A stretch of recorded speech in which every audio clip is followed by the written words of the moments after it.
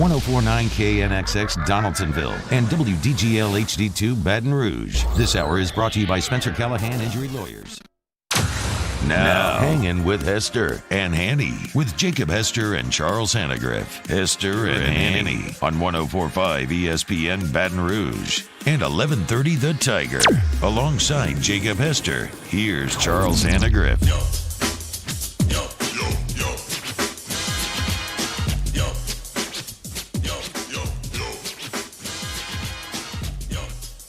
Hey, good afternoon and welcome to Hangin with Hester and Hanny, 1045 ESPN Baton Rouge. Charles Hannegriff, Jacob Hester, Cade Wazan, audio producer. Danny Cardenas is our video producer today because Paul O'Neill is, just taking vacation, and Playboy Marty is being Playboy Marty. Playboy. So, Danny, thank you for shout out to Danny. Pull a double duty today. He might be, those guys might get Wally pipped. Yeah. It could turn out Danny's a lot better than. Oh, Danny's, yeah. I mean, we already knew that, though. He's a Dodger fan, so he's not going to get along with He actually Playboy just Marty. likes the hat. Oh, he just likes the hat? He just Okay. likes the hat. See, I know. Even if they're feelings, you got to know your personnel. Okay. See, I've never had a chance to work with him. He works the other shows. Danny, thank you for being here today. Watching last night's game, I try to watch it through an objective eye, which is difficult, I think, for everybody here because of the affinity that we've got for Joe Burrow and what he did last year. But watching last night, and the Browns end up winning the game 35-30, I couldn't help but think that, man, Joe Burrow is in for a long season. And I didn't think he played particularly badly last night. There were a couple of throws that probably he shouldn't have made. A couple of times where he was off target, kind of badly. But for the most part, I thought he showed a lot of poise, running for his life. It's not easy to do what he did last night, which is keep his eyes up the field in the face of an immense pass rush. The one fumble was very, very costly, and he's got to protect the ball better. He's going to admit to that himself. But, man, how much time did he have there? I mean, Garrett's coming around there like there's nobody in front of him. The Bengals threw more no-hitters than the Reds did last night. Yeah, exactly. It was atrocious. And the fact that he didn't throw an interception amazes me with all the pressure that he was under. And you're right. You want him to protect the ball. Did you see the hit he took on that play? That play, several other plays. Look. Forget about Burrow and Mayfield for a second because that's what everybody wants to talk about. The Browns rushed the ball for better than 6 yards a carry, the Bengals for less than 3. You can stop right there. I mean, you can stop right there. The offensive and defensive fronts for Cincinnati are atrocious. We believe in Burrow, okay? I believe he's going to have a fantastic career. We know what he did here.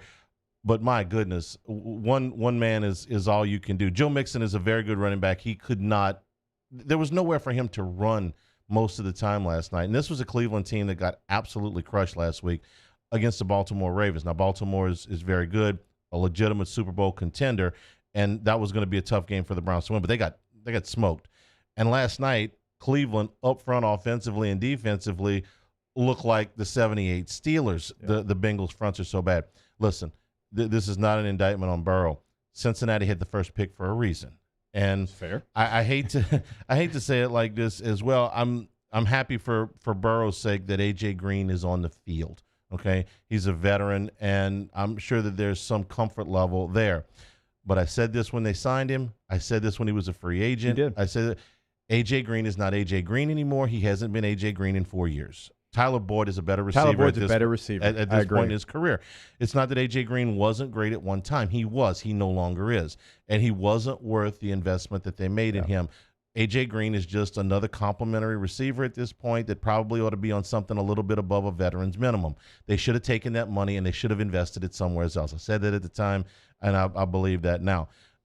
Burrow, in the face of, like I said, an overwhelming pressure, I thought did what he could last night. And if you're one of these people that likes to put a few shekels on the game, you were happy that he kept grind until the very end. Yes, you did. And sticks that last one in the end zone because they never quit. Right. But they've got upfront problems. They do. And I've got so many things to get to. A.J. Green, I agree with you. There's just not those plays. So Joe Burrow, a lot of times in the game, kind of threw it to the old A.J. Green, like what he could have done as far as he can go up and get it, or he can make the catch against the corner with tight coverage, because Joe put a couple of passes really where only A.J. Green can make a play, and he wasn't able to come up with those catches. Tyler Boyd is, in fact, their best receiver, and right now I don't think it's close. You got to get more from T. Higgins. But as long as Bobby Hart and Fred Johnson are blocking on your right side, you've got no opportunity. No.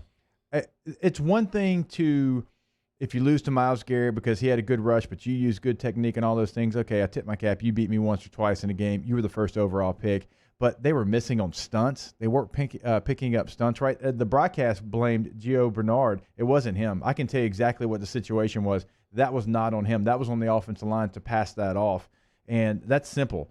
But Fred Johnson is a guy who's your backup left tackle. He gets thrown in there at right guard. He got ran over a couple times, like put on his backside, pancaked into the quarterback. That just, Hanny, in an NFL game, that can't happen. Jonah Williams, a top pick, Alabama stud. He ain't playing well either. Out of the game for a year. Yeah. Missed all of last year. What have we talked about so many times? Bunch, yeah. And I realize Jonah Williams has gone against Joey Bosa, Melvin Ingram, and Myles Garrett. That's tough duty. I do understand that. It's got to be better. You've got a quarterback that stands tall in the pocket as well as any rookie you're going to see. We know Joe's not afraid to take a hit. We know he'll stand tall in the pocket. Again, I don't know how he didn't throw an interception with the pressure that he was under last night, but you've got to give him an opportunity. Yeah, he's a young guy. You can't expect him to take those type of hits and continue to stand tall in that pocket. After a while, that gets old. And defensively, they couldn't tackle. How many times did they have Kareem Hunt or did they have Nick Chubb wrapped around in the backfield and he broke loose? Are we talking about two good running backs? We are. But you've got to be, if you're an NFL player, and I know Geno Atkins wasn't in the game, it doesn't matter. You have to tackle when you have the opportunity. You're right. There's a reason why the Bengals had the #1 pick, and it wasn't all because of Andy Dalton. No. Are you encouraged at all by the fact that with all of the deficiencies they have on both lines of scrimmage, that they were one play away from beating the Chargers? And while I wouldn't go so far as to call that last touchdown last night cosmetic, because they had an onside kick opportunity to get the ball back. I mean, is it a low percentage? Yes, but the Browns, had to defend the play. So even with all of their deficiencies, they're 3 points worse than the Chargers. They're 5 points worse than the Browns. It's not like they got blown out 48-7 or something. Great point you make in the fact that they did not give up in the games. Every time that Cleveland tried to pull away, Cincinnati and Joe Burrow would answer, and that's encouraging. If I'm a Bengals fan, there's not a lot of greatness you can take from 0-2 start, but at least our rookie quarterback has given us the opportunity late in games to at least have a chance, right? We missed the kick there against the Chargers. We drive for a touchdown with a chance for an onside kick. Not high percentage, but you had the opportunity. And I think it is important they didn't get knocked out. Joe kept leading them to scoring drives there at the end of the game to try to go score for score. Cleveland was trying to run the clock out, and you just couldn't tackle them. They ran up and down. That's embarrassing. When that happens and you're an offensive player, you're letting the defense know about that, because there is no 4-minute situation where I should be able to do what I just did on you. And so encouraging that they stay in these ball games. You're going to want to start to win some of these games, and I know Joe's not happy with an 0-2 start. There used to be in the NFL, when you drafted a rookie quarterback, you really didn't want to have to start him. So you would bring in a veteran until you could get a line in front of him to give him a chance, let him learn the game. Most teams just brought in Steve DeBerg for a year or two and said, hey, sorry, Steve, you're going to have to go out there and get beat up a little bit until our guy's ready. Those days are long gone. So what you do is you try to if you got to take a quarterback with the #1 pick, and if you want a guy like this, you're going to have to take him. Then you take your free agent dollars and you take your draft choices and you go invest them in your offensive line as much as you can, because the days of a Joe Burrow or next year a Trevor Lawrence or last year Kyler Murray being able to sit and wait for a year or two, those days are long gone. Joe Burrow last night after the game on the frustrations of losing #2. Just losing. Losing isn't very fun. This might be the only time in my sporting career that I've lost 2 games in a row. Doesn't feel very good. I know the guys in there are hurting. We're going to come back to work tomorrow and try to get this thing right. Losing is unacceptable to me, to everybody in there, to Coach Taylor, to everybody in this organization. So we're just going to have to get it fixed. I thought about you when he said the 2 in a row. You guys never lost 2 in a row in high school, right? Oh, no. No. And did you lose 2 in a row at LSU? I don't think so. No. You were probably in the NFL before you lost 2 games in a row, right? I think I only lost 2 home games at LSU. So, yeah, I was definitely would have been in the NFL. Okay. That rookie season, we were 4-8 at one point, so I'm sure there was 2 losses in a row. Oh, right. So I was thinking about Burrow. Athens went to the state finals his last year. Ohio State certainly didn't lose 2 games in a row that I can remember, and he wasn't the starting quarterback there. And they didn't lose 2 in a row here. Right. So this is the first time maybe in his life, I don't know what he did in youth league football, that he lost 2 in a row. And same thing for you, right? Yeah, absolutely. And it is a different feeling, something you have to deal with. And you have to try to realize, okay, in college football, you have a loss. It's almost years gone. When you play at a place like Ohio State or LSU, right? And right. Years gone. Hey, are we going to be able to win a championship? That's the thoughts that you have. You have to say, okay, I'm now in the NFL. I can be 0-3, or I can be 1-3. I've been on 2 teams, Hanny, that was 1-3 and finished 13-3. Like 2 different teams. Yeah, the Chargers were notorious for that. Slow starts and so get it rolling. That part of it can happen. Bengals aren't going 13-3, but you understand my point. I do. Yeah. You can have some losses, you can learn from them, and you can come back and you can still have a very successful season. It's not high school, it's not college, and that was the toughest thing for me. We were 4-8. I was miserable. I'm like, what are we doing here? We had close losses. We started slow, like you mentioned. It's like we got to find a way to turn this around. Well, we go 8-8. We get into the postseason. We beat the Colts in the playoffs. We get to the second round of the playoffs, and we give Pittsburgh all they wanted, right? That's the team that won the Super Bowl that year. It can be done, and that was one of the more difficult things in my rookie year to say, hey, this isn't college. It isn't high school. You have to be able to bounce back because you have time and you have the opportunity to do it. So they're not going 13-3, but they're not quitters. They did keep going till the end last night, and Joe Burrow, he's a kind man. Around me, O-line, I think. Yeah, I have great people around me. O-line, I think played very, very well tonight. Considering we threw the ball 60 times and, the defense knew that we were going to have to throw the ball because they were scoring a lot.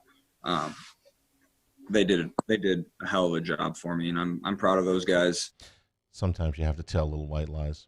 The check's in the mail. Your baby's so cute. The offensive line played well. So come on. You have to. The guy had to throw the ball 61 times last night. That's only happened for a rookie one time in the last 20 years. I don't have the stat. How many games have teams won in the NFL where the quarterback had to throw 60 times? Probably not often. It's a pretty low percentage. And I would say he only took 3 sacks. One of them was his fault on the bootleg when he could have thrown it away and he tried to spin move. He wasn't perfect last night by any means. No, he wasn't. But he's pretty damn good. But yeah. So he did a nice job of actually getting rid of the football because we have the ability to watch the slow-mo, the replay, the end zone, and all those things. So we saw what was coming if he didn't get rid of the football, and he had to get rid of it extremely fast. And that's why you saw some of the shorter passes. The coaches aren't stupid. Everybody's like, oh, he's throwing 6 and 10-yard passes at most. Yeah, try blocking that offensive line blocking for 20-yard throw down the field. It ain't going to happen. So I'm surprised the number was only 3. From what that performance was, it should have been what the Washington-Philadelphia line was, 8 sacks. Right. That was a rough day for Carson Wentz. We're brought to you by Richards Honda, home of the warm and fuzzy feeling. Hanging with Hester and Hanny, 104.5 ESPN Baton Rouge. Hanging with Hester and Hanny. Gotros Outdoor Power, helping you with all your property maintenance needs, and their friends over at Skag. The zero turns that they have, both commercial and residential, are the best units on the market. And right now, they're offering you 60 months interest-free financing. Plus, they're offering you free delivery. And with the largest parts inventory anywhere in the state, they're always going to offer you service after the sale. The Simply the Brave program honors all our first responders, our military, our police, our fire, and our doctors, and all of our medical personnel with 15% off of MSRP on all Skag units. You said it, free delivery. If it's free, it's me. Please take full advantage of that. If you're listening up in North Louisiana, or if you're watching us across the state on CST, they will deliver that Skag to you for free. Don't forget Airline at Industrialplex in Baton Rouge, Airline at 74 in Gonzales. Go see the showrooms. They are so impressive. You can also check them out at GoTro'sOutdoorPower.com. That's GoTro's. We make it easy. We opened up the playbook and expanded our coverage. Listen daily in high definition on 98.1 HD2. We are 104.5 ESPN Baton Rouge. If I built a van, it would do more than haul. It would carry my entire business. I'd make it available in dozens, make not thousands of configurations. It would keep an eye on my fleet. And an eye out for danger. If I built a van, I'd make it available in diesel and gas. And I'd build it right here in South Carolina. Introducing the all-new Sprinter, starting at $33,790. Built in the USA. Mercedes-Benz. Vans. Born to run.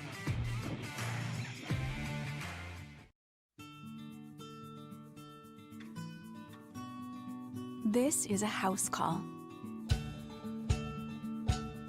This is a follow-up appointment. This is a diabetes checkup. This isn't just more convenient care, it's more advanced care. This is innovating healthcare at Louisiana's #1 hospital, Auctioner. Gulf Coast Bank and Trust is a local bank with a straightforward philosophy. It's about doing the right thing for our customers. Participating in our community with annual local fundraisers. Offering individual attention in a modern banking atmosphere with a trusted local company. Gulf Coast Bank invested in technology with a local touch, giving our customers the power to bank anywhere, anytime. We're building relationships through personal service as a bank that cares about you. Gulf Coast Bank and Trust, the bank that cares about you. At All-Star Toyota, you get it all. If you're in the market for an all-new Toyota vehicle, come see our friendly and knowledgeable sales team at All-Star Toyota. Located in Baton Rouge at the corner of Airline and Goodwood, we've been serving our community since 2005 by offering a large selection of new Toyota cars, trucks, and SUVs. Get behind the wheel of your dream car and take a test drive at All-Star Toyota today. ServiceMaster Elite create clean, disinfected work environments. As a local business, we take pride in serving the New Orleans and Baton Rouge areas. Our cleaning protocols follow CDC and OSHA standards for healthcare settings, offices, senior living, restaurants, and industrial plants. Contact ServiceMaster Elite to get your operation ready for reopening with germ disinfection cleaning. ServiceMaster Elite, the trusted choice in professional cleaning since 1996. Are you a licensed contractor? There's lots of good contractors in Louisiana doing work the right way, but unfortunately, too many unlicensed contractors are working outside the licensing requirements. Working as a contractor in Louisiana requires a license for the company doing the work. The Louisiana State Licensing Board for Contractors wants to help you get licensed to allow you to conduct work legally. It's not difficult to get the license. We can help you. Go to lacontractor.org for more information. Licensed contractors, it's the law. Hey, it's Matt Moscona inviting you to join us for Friday's AFR presented by Don Juan Cigar Bar. It's a football Friday. We're previewing the college and NFL weekends, and Terrio's in studio. Join us Friday, 3 to 6, 104.5 ESPN Baton Rouge.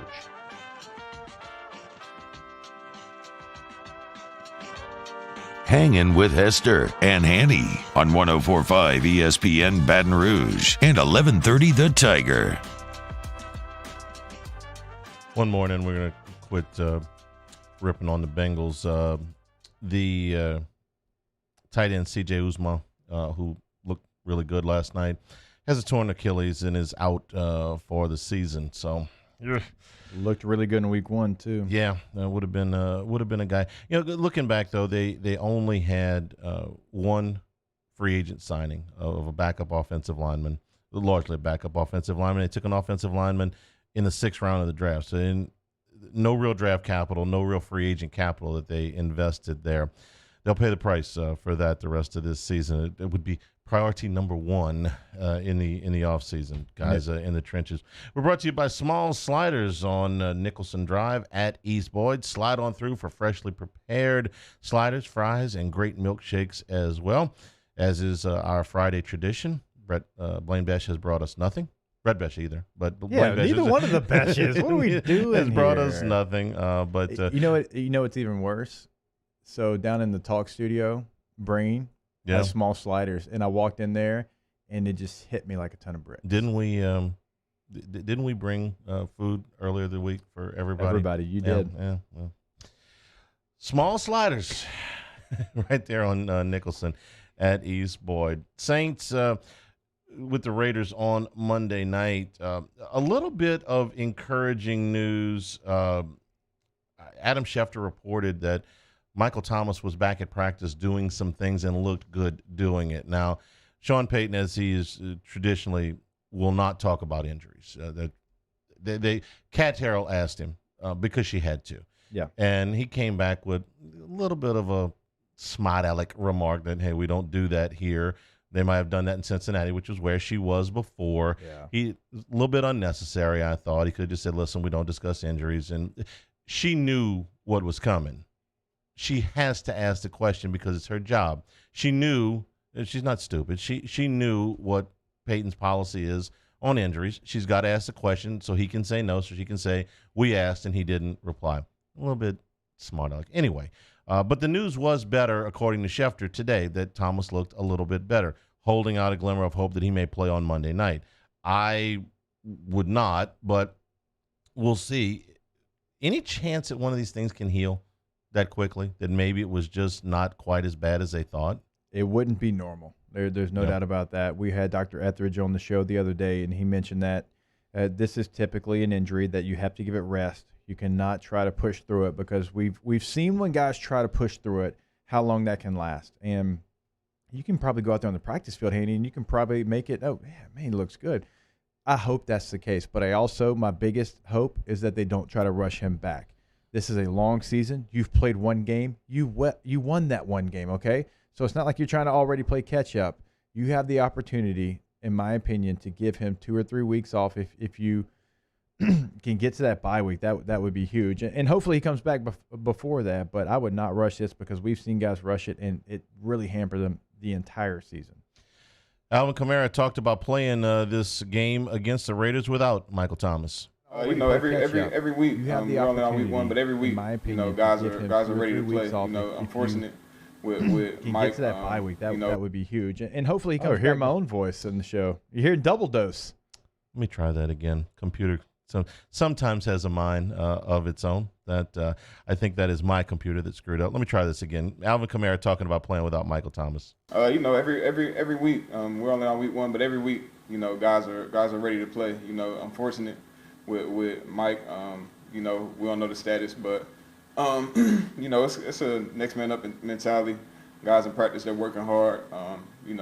Everybody takes a pride in knowing what to do. In case somebody goes down. Drew went down last year. I went down. It is what it is. You got to keep moving. He's right. Teddy Bridgewater is not as good as Drew Brees, but the Saints won all the games that they played without him. Whoever ends up taking Michael Thomas's reps is not going to be as good as him, but it doesn't mean that they can't win. They're still a favorite in this game, even though they're on the pseudo road, if you will. It'll be an empty stadium. He's right. You've got to. That's the mentality, next man up. I was a little bit concerned. Emmanuel Sanders missed practice yesterday. It was not an injury. It was a personal reason. So obviously we think he's going to get on the plane and go out to Vegas with them unless we hear something else different today. So that's what we know on the Michael Thomas injury right now. In the meantime, we focus on what Sean Payton had to say. He's got a long-standing history with John Gruden. They started out together. Well, I'll let Payton tell it. It was, for me, a young coach, extremely young, and really, you come out of college and you jump in with an NFL team, and a guy like John as a coordinator. There was so much to learn, and watching him prepare, watching his work ethic. My office was basically a little corner couch in his office, and I had just a cell phone, but it was a chance to learn, really, and a chance to be around. It was a pretty impressive staff, At that time, David Shaw, we shared an office with David. Juan Castillo was on that staff. John Harbaugh was on that staff. A lot of guys. Bill Callahan had a lot to do with me getting there. All of us just trying to work hard and win games. But no, I think the uniqueness when I came here in 2006 was that two of my closer friends in the profession, both John Gruden and John Fox, were coaching in the NFC South.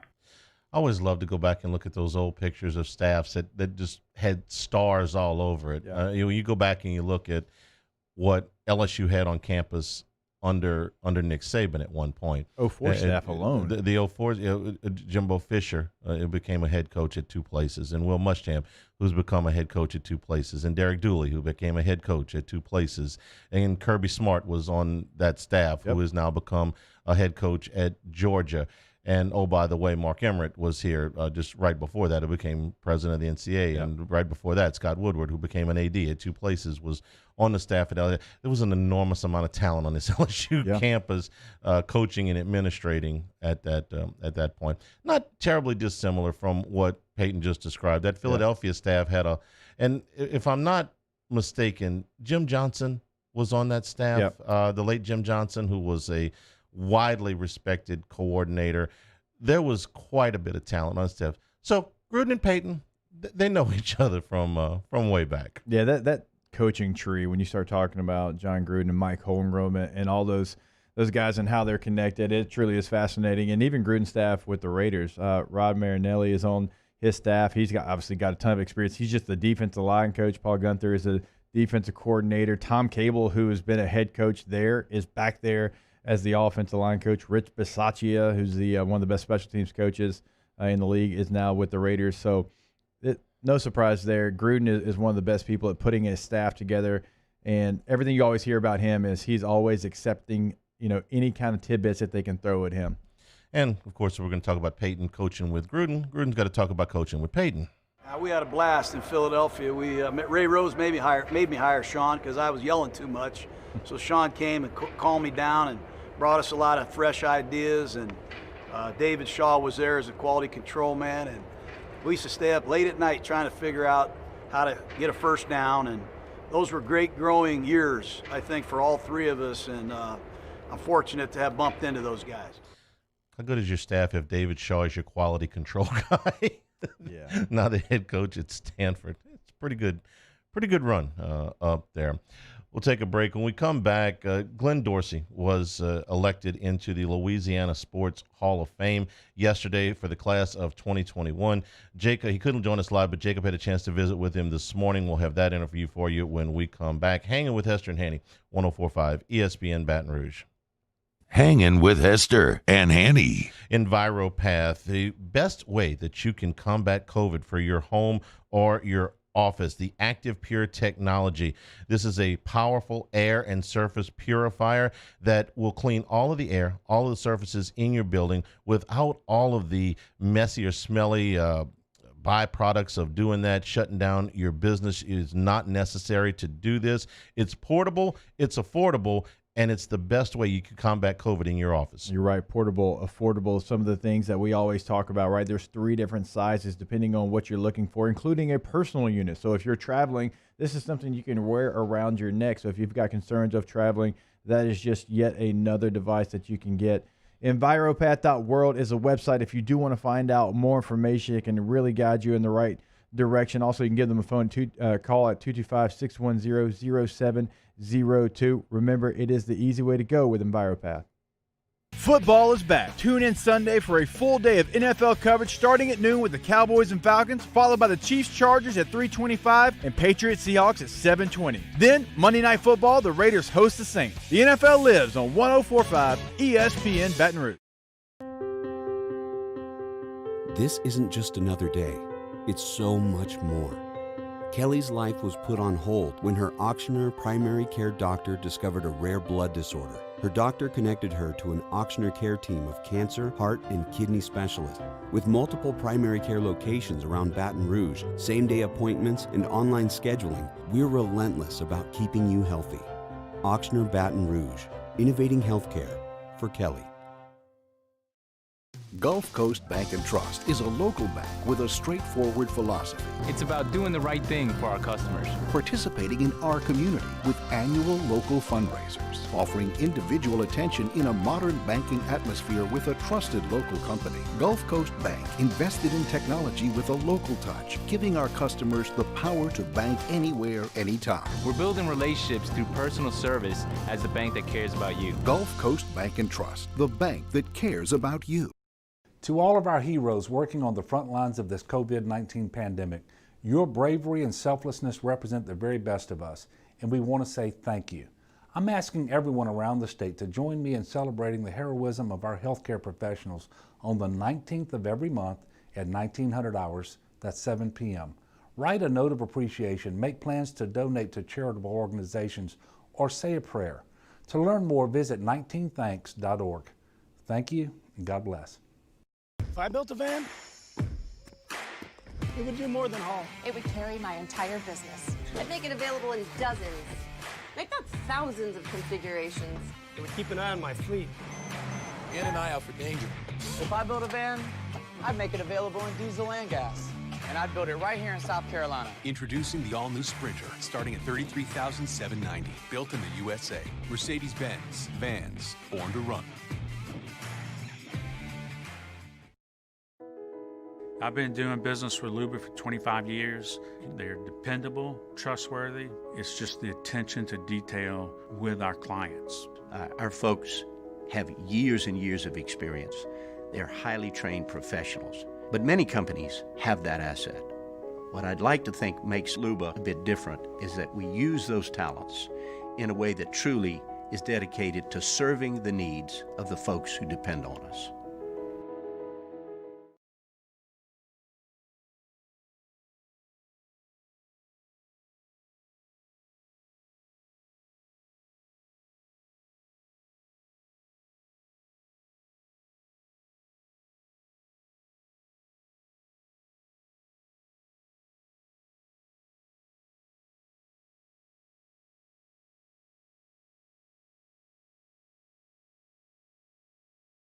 Hey, it's Kate Voisin inviting you to join me, Coach Todd Black, and Coach Jimmy Roy for the Lake After Hours Lake Urgent Care Louisiana Prep Scoreboard Show tonight at 6. We'll be joined by Assumption Head football coach Keith Menard. It all gets started at 6 o'clock live from Walk-Ons in Town Center on 104.5 ESPN Baton Rouge.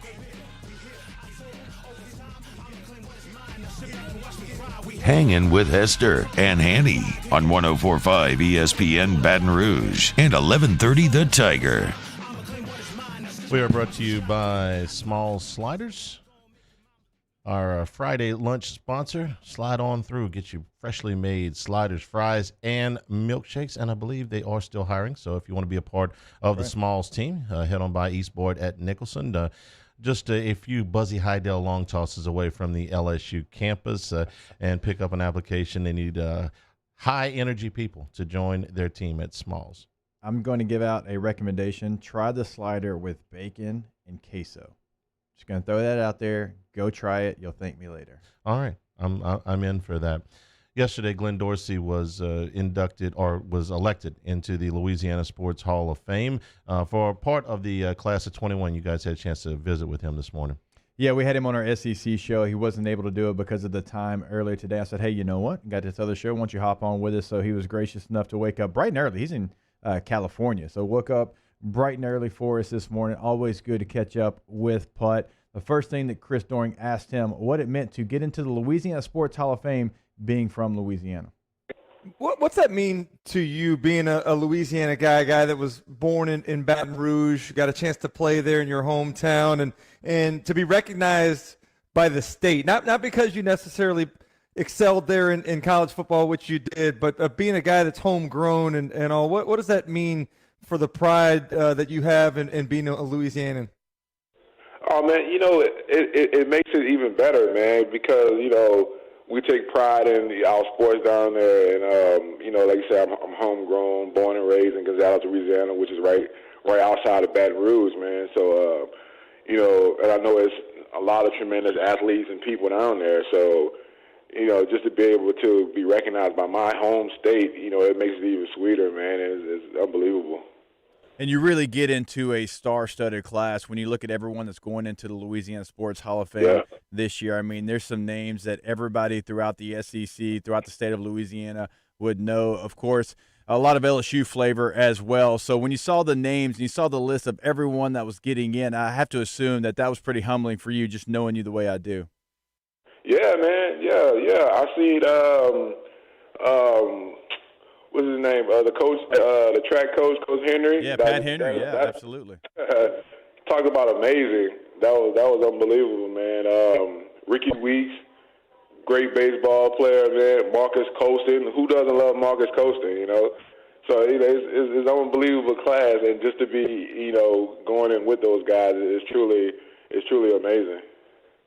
Yeah, I also saw. I was looking through before the show here, or before you came on. Googled your name. I was looking at.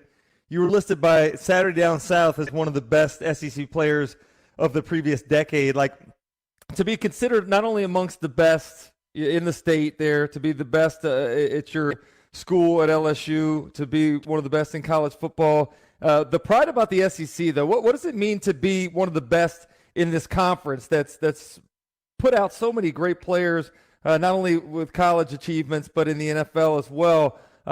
What's it mean to be recognized in that way amongst such a great group of college football players? I mean, it means the world because, I'm sure Jacob knows when we were playing, we were just head down, just fighting every game, and you're not really looking up to see what's going on. So, once we were retired now and you get to sit back and, that's when you really feel like, wow, I did that, I had a lot of help. I had a lot of support. I had Jacob running the ball on the other side, so he made it a lot really easy for us. But, it's a tremendous thing, man, and I don't take it for granted. And, the more I think back on it, man, I get chills sometimes just to be mentioned in that, that category with the SEC, man. So many great players, so much tradition, big schools down there, man. It's just unbelievable.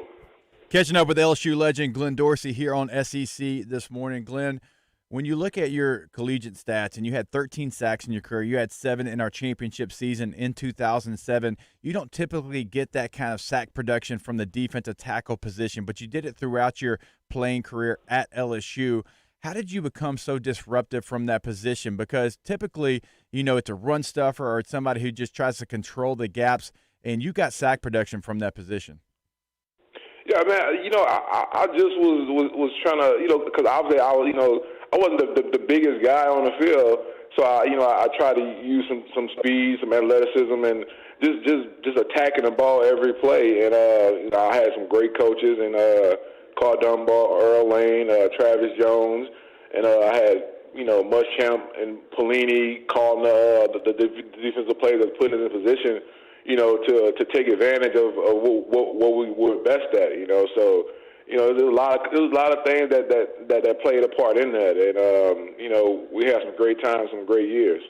Hey, Glenn, you mentioned Bo Pelini there. Obviously, Bo Pelini now back as the defensive coordinator at LSU. I was extremely excited about it because I love Bo's personality. I love how aggressive he is. But you actually played that side of the football. He was your coordinator for multiple years. Kind of give our listeners throughout the SEC what they can expect from Bo Pelini. Oh, they can expect intensity, man, on every play. Bo's going to get after it, man, and he's going to hold everybody accountable from the All-Americans on the team to the scout team players, man. And he brings a lot of knowledge to the game, and he's going to put everybody in position to make plays. That was the thing. I feel like all I had to do was do my job, and it was just taking me to the ball because I know Bo was calling the game so great, and He got so much energy, man. He's gonna have them fired up, and I was excited to see the hire too. They're going back to a 4-3, so they're gonna be able to come off the ball and attack. So it's gonna be fun to watch. So, Glenn, even though I'm a Florida guy, I've become close with a number of LSU players, former players. Jacob Hester here is one of my good buddies.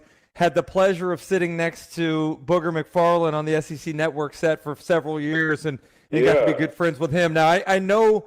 Watching him in studio texting with current LSU players that he'd like to give his advice and try to help take credit for some of the success. Like, how much was he in your ear during your days at LSU and trying to tell you what you should do and what you shouldn't do on the defensive line? Yeah, I talked to Booger every once in a while, man, when I was there. Greg Stringfellow, the equipment equipment manager, he put us in touch, man. And Booger's a funny guy, man. He's a great guy. He had an awesome career. So I grew up, basically idolizing Booger because, Booger was that guy, and he's a great guy. And he's doing well with, broadcasting, so he's still going. All right, Glenn, you and I have had this conversation, but I always like to ask this whenever we get former LSU guys on, since they are the current defending national champ. What was it like watching that 2019 LSU team? Because I know you're out in California now, and so you might not have had the opportunity to see every moment, but I know it's got to be a lot of fun watching what they did a year ago. Oh, man, I had a blast, man. Everywhere I went, I made sure that I had LSU gear on, for whether it's the gym. I met a lot of friends at the gym. They all USC fans and stuff like that. And it was just a lot of smack talking, man. I get up, I get dressed in LSU gear. I put my son's LSU gear on, man. And we had a blast. How can you ask for a better year than that, man? It don't get no better than that. And I think all the LSU fans around the country were just amazed by it, and they did an awesome job. I really enjoyed that. Joe Burrow, which is my wife's favorite player, we watched him last night, man. He's definitely a talented guy, man, and they did such a tremendous job, man. I really enjoyed that, and hopefully we can do it again. Let's go. Yeah, we were talking about that earlier, what a challenge it is to try to come back after having a season like LSU did last year and resetting the expectation level for this year. But Coach O, I mean, he's done a great job, and I don't think a lot of people expected him to be the type of coach that he's been to this point in time. But for you, I mean, being another Louisiana guy, having a head coach that is from Louisiana, that takes the pride in the state of Louisiana, that comes from coaching the defensive line, which I know is your position as well. Like, what would that be like for you to play for a guy like Coach O? It would be amazing, man, because like you said, being born and raised in Louisiana, I feel like sometimes it means a lot more to you. Yeah. And you can relate to one another a lot more too. So, when I met Coach Orgeron, he's full of energy, and I know he can recruit because he was recruiting me out of high school. That's when he was out at USC. So I know he's a recruiter, man. I know he's a motivator, and I know he's going to get the right pieces in place, to get it back going right in the right direction. And he did, man. You got to give him credit. Catching up with Glenn Dorsey here on SEC this morning, Glenn. The schedule's going to look a little different for LSU this year. As you know, playing 10 conference-only games within the SEC. Right. You know how difficult it is to play in the SEC, playing in the SEC West like you did throughout your career. So what would you feel like going into a season where you had 10 contests that were going to be a big challenge? You don't have that directional school in the middle of your schedule to kind of give you a break. There's really no off weeks because you're playing SEC opponents every single week. Right. Man, I would just, it's so cliche to say, but it's really just 1 week at a time, man. Don't look ahead, just do one game at a time. And, get in the training room, eat right. Because this, like you said, this is going to be an SEC team every week. And, that's the hardest thing about playing in the SEC is everybody beat each other up. Like, you just because usually every game is a rival game. Then the next is a rival game. Oh, we got a rival game this week coming up too. So it's just a combination of just back to back, just fights, man. So I just tell them take it one game at a time, man. Just put their head down and smash through it. And when they look up at the end, I think we'll be in a position where we want to be. Last question for you, Glenn, here from me. I think all of us have a game or a handful of games that we look back on and feel like that was the pinnacle of our playing days.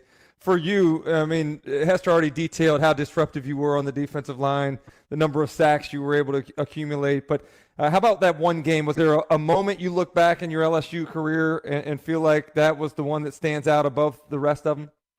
Oh, man, that's hard to say. That's hard to say. I know there's a lot of them. I didn't give you much heads up, but not one that's your favorite game from your playing days there? Oh, man. I'm trying to think. That's a hard one, man. Hey, can I give you one that I appreciated you, and I appreciated you a lot, but the Auburn game in 2007 when you were throwing offensive linemen out of your way into the backfield for tackles for loss. I think people forget you had 12.5 tackles for loss in 2007, and I think you had a bunch of that Auburn game, so much so that they kind of took a little cheap shot at you. Yeah, it's all good though, man. They did, they did, man. But you know, it's all, I guess it's part of the game. You know, they didn't. You know, I didn't get hurt too bad. You know, I was able to come back and finish the season. So I did have a great game. I was in the zone in that game, man.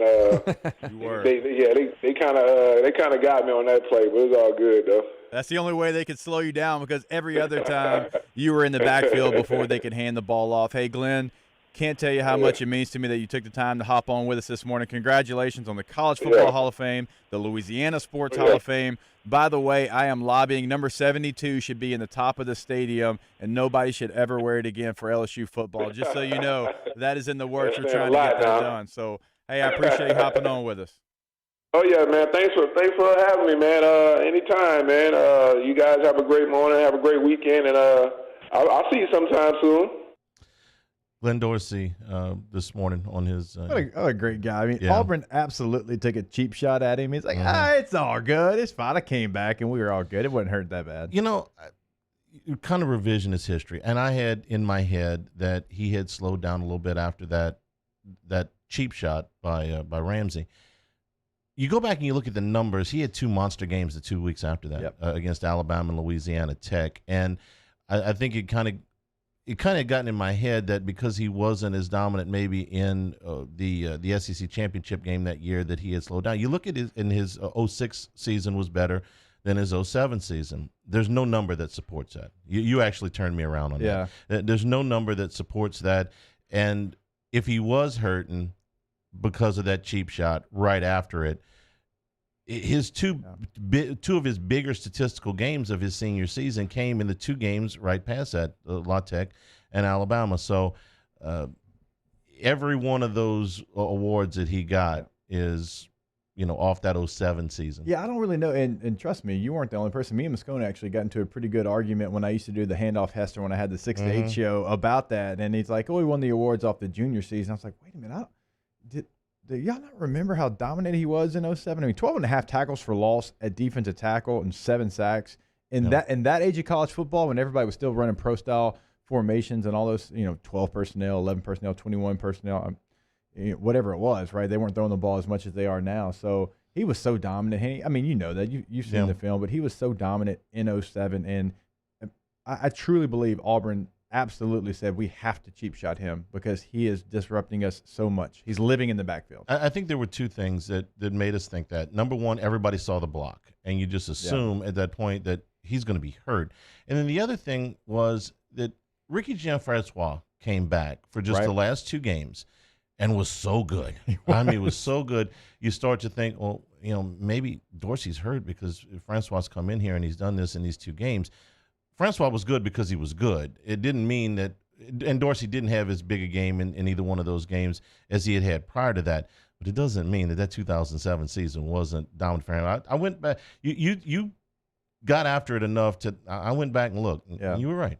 You were definitely right. I wonder what we would have been – I mean, obviously it ended in a championship, but if Ricky Jean would have been healthy the entire way, having Ricky Jean, who played a decade in the NFL, and Glenn Dorsey right there in the middle of the defense. I would have liked it if he had been with Tyson Jackson at the end. I would have liked it if he'd have been on the field against Arkansas.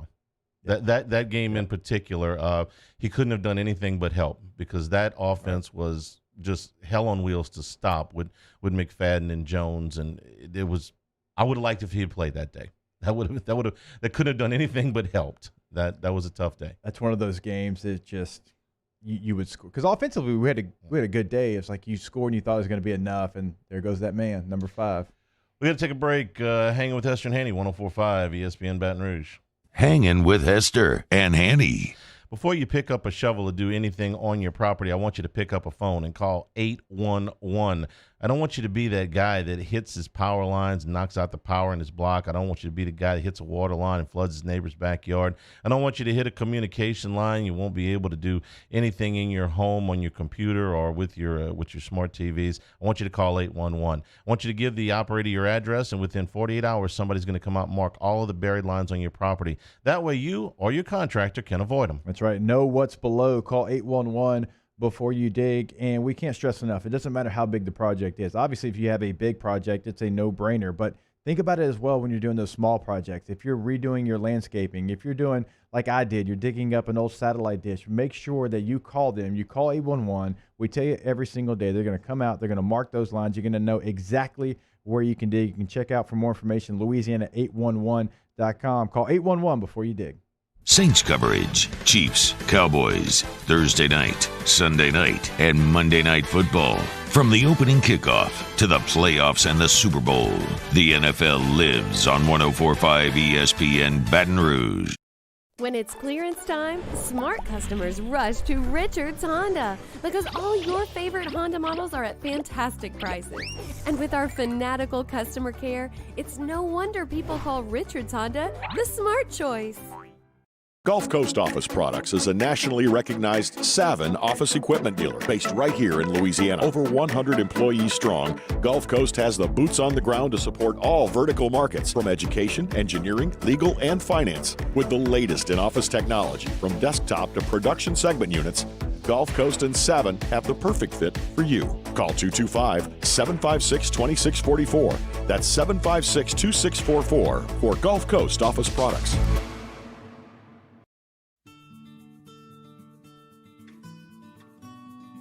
This is a house call. This is a follow-up appointment.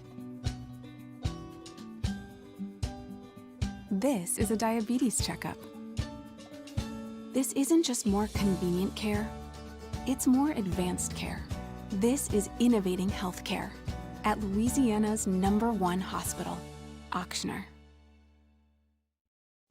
At All-Star Toyota, you get it all. If you're in the market for an all-new Toyota vehicle, come see our friendly and knowledgeable sales team at All-Star Toyota. Located in Baton Rouge at the corner of Airline and Goodwood, we've been serving our community since 2005 by offering a large selection of new Toyota cars, trucks, and SUVs. Get behind the wheel of your dream car and take a test drive at All-Star Toyota today. Gulf Coast Bank and Trust is a local bank with a straightforward philosophy. It's about doing the right thing for our customers. Participating in our community with annual local fundraisers, offering individual attention in a modern banking atmosphere with a trusted local company. Gulf Coast Bank invested in technology with a local touch, giving our customers the power to bank anywhere, anytime. We're building relationships through personal service as the bank that cares about you. Gulf Coast Bank and Trust, the bank that cares about you. Service Master Elite create clean, disinfected work environments. As a local business, we take pride in serving the New Orleans and Baton Rouge areas. Our cleaning protocols follow CDC and OSHA standards for healthcare settings, offices, senior living, restaurants, and industrial plants. Contact Service Master Elite to get your operation ready for reopening with germ disinfection cleaning. Service Master Elite, the trusted choice in professional cleaning since 1996. Your Honda needs some TLC, and Richards Honda is the smart place to get it. With oil changes at just $39. And with so many service bays, you'll be in and out super fast. Schedule your appointment today at richardshonda.com. Join us for a Monday edition of Game Time with Jimmy Ott and Ben Mintz. We're live from Superior Grill on Highland Road for our Monday Night Football watch party. Come watch the game or tune in from 6 to 8 on 104.5 ESPN Baton Rouge. Hangin with Hester and Hanny on 104.5 ESPN Baton Rouge and 1130 The Tiger. We're brought to you by Small Sliders, East Boyd and Nicholson. Slide on through for freshly made sliders, fries, and milkshakes. We actually had a good post on Twitter.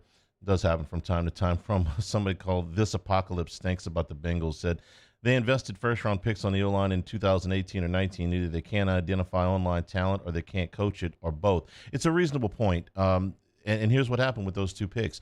Jonah Williams was their number one pick last year. He missed his entire rookie season. He's 2 games in, just like Burrow is, and going through some rookie growing pains. The other one is a center named Billy Price, who they took in the first round of the 2018 draft from Ohio State. Just quite frankly, he hasn't worked out. He's been in and out of the starting lineup at both center and guard for 2+ seasons now. You take a center in the first round, it was a 25th pick. You expect that guy to be a starter immediately, and you expect him to start for 10 years, and it hasn't happened with him. Not a lot of times we see that position in the first round. Typically, the best center in the draft goes in the second round. That's why, like Cesar Ruiz, when he got selected, we were a little surprised, right? Eric McCoy goes in the second round. Lloyd Cushenberry, starter, goes in the third round. So when you take one with that pick, he has got to be a starter. That's one of those positions you can't miss on. They've missed on him, and the book is still out on Jonah Williams and what he can be. I know he missed a year, so we'll give him a little bit of a pass this year, but he's still got a long way to go. 21st pick. I said 25th pick. 21st pick even of worse. the 18 draft. You're supposed to be a starter, and he has really not been in and out of the lineup. Richard Dixon with us in hour number 2. Pat Bradley. We're going to talk a little hoops. I got some hoops news in hour number 3. Hanging with Hester and Hanny, 104.5 ESPN Baton Rouge. Hangin' with Hester. And are you a licensed contractor? There's lots of good contractors in Louisiana doing work the right way, but unfortunately, too many unlicensed contractors are working outside the licensing requirements. Working as a contractor in Louisiana requires a license for the company doing the work. The Louisiana State Licensing Board for Contractors wants to help you get licensed to allow you to conduct work legally. It's not difficult to get the license. We can help you. Go to lacontractor.org for more information. Licensed contractors, it's the law. This isn't just another day. It's so much more. Kelly's life was put on hold when her auctioneer primary care doctor discovered a rare blood disorder. Her doctor connected her to an auctioneer care team of cancer, heart, and kidney specialists.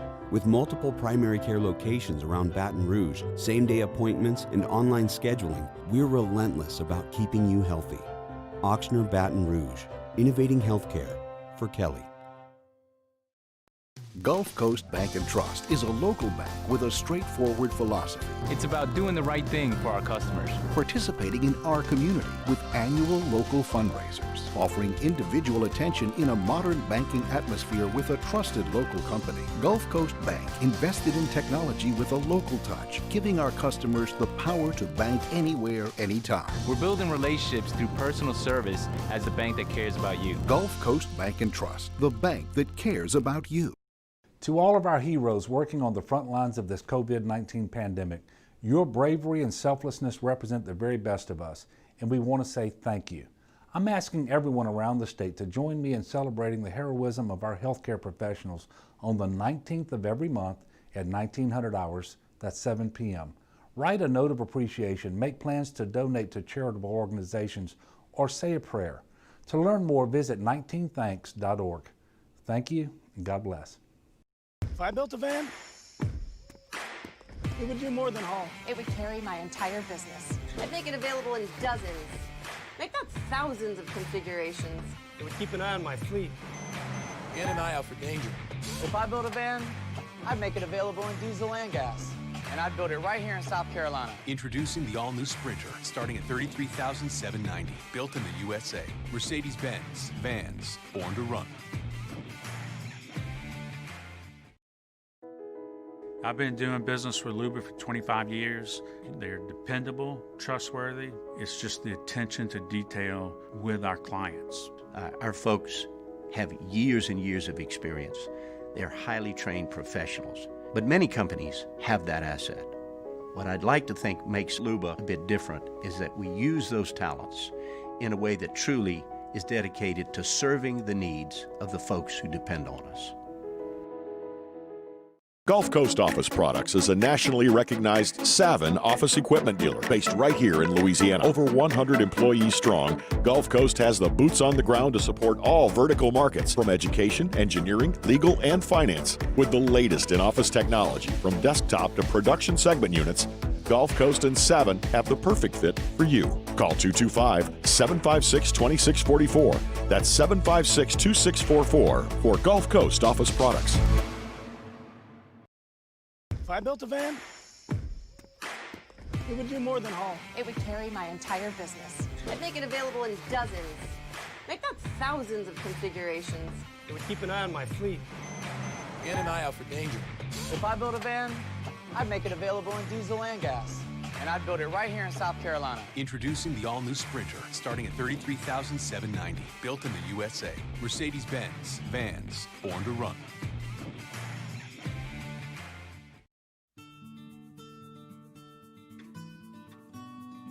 This is a house call. Callahan Injury Lawyers.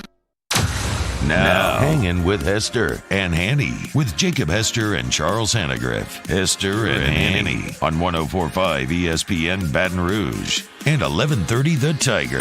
Alongside Jacob Hester, here's Charles Hannegriff.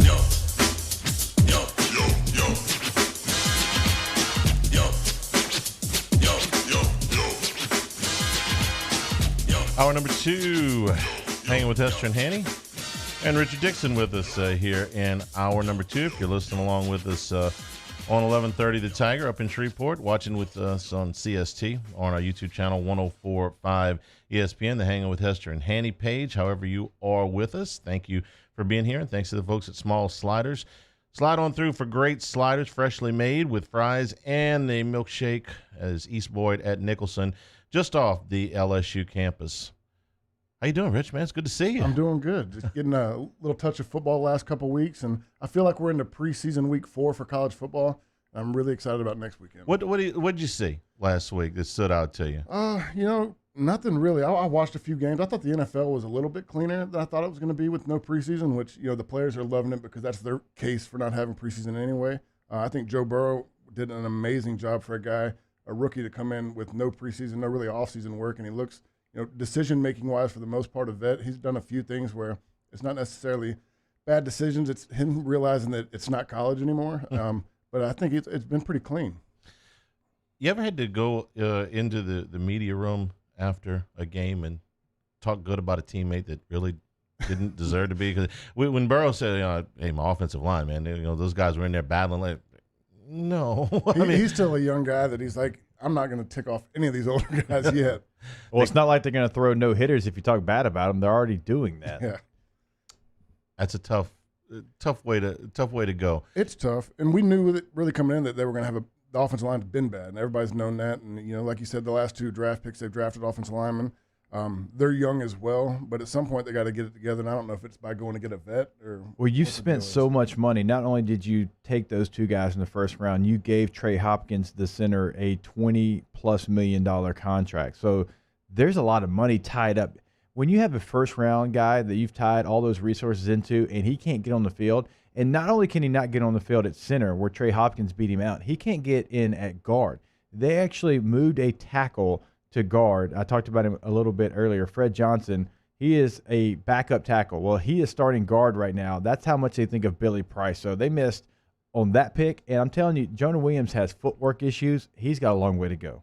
If you invest in a pick of that magnitude and they can't play and they stay on the roster, and I'm not saying that about Williams yet, but about Price, he would have been cut, right? If he would have been a 5th-round pick, 6th-round pick. Oh, holler at your boy. There ain't no question about that. I mean, he's essentially soaking up a roster spot that probably a GM is not going to cut a first-rounder 99% of the time before his contract runs out, that rookie deal. There's too much pride. It's hard for him to cut a bad job. Yeah, it's hard for them to cut a 3rd-round pick, much less a first-rounder. You've already paid for him. You've already. It's kind of like holding on to a bad stock. It's like, man, I got to try and get my money back out of this somewhere. And you throw, they call good money after bad. Yeah. And that's essentially what you end up doing. What about the Saints? What do you think? I watched a little bit of the Saints. I was really watching Joe Burrow the whole time, so I was trying to flip back and forth. Right.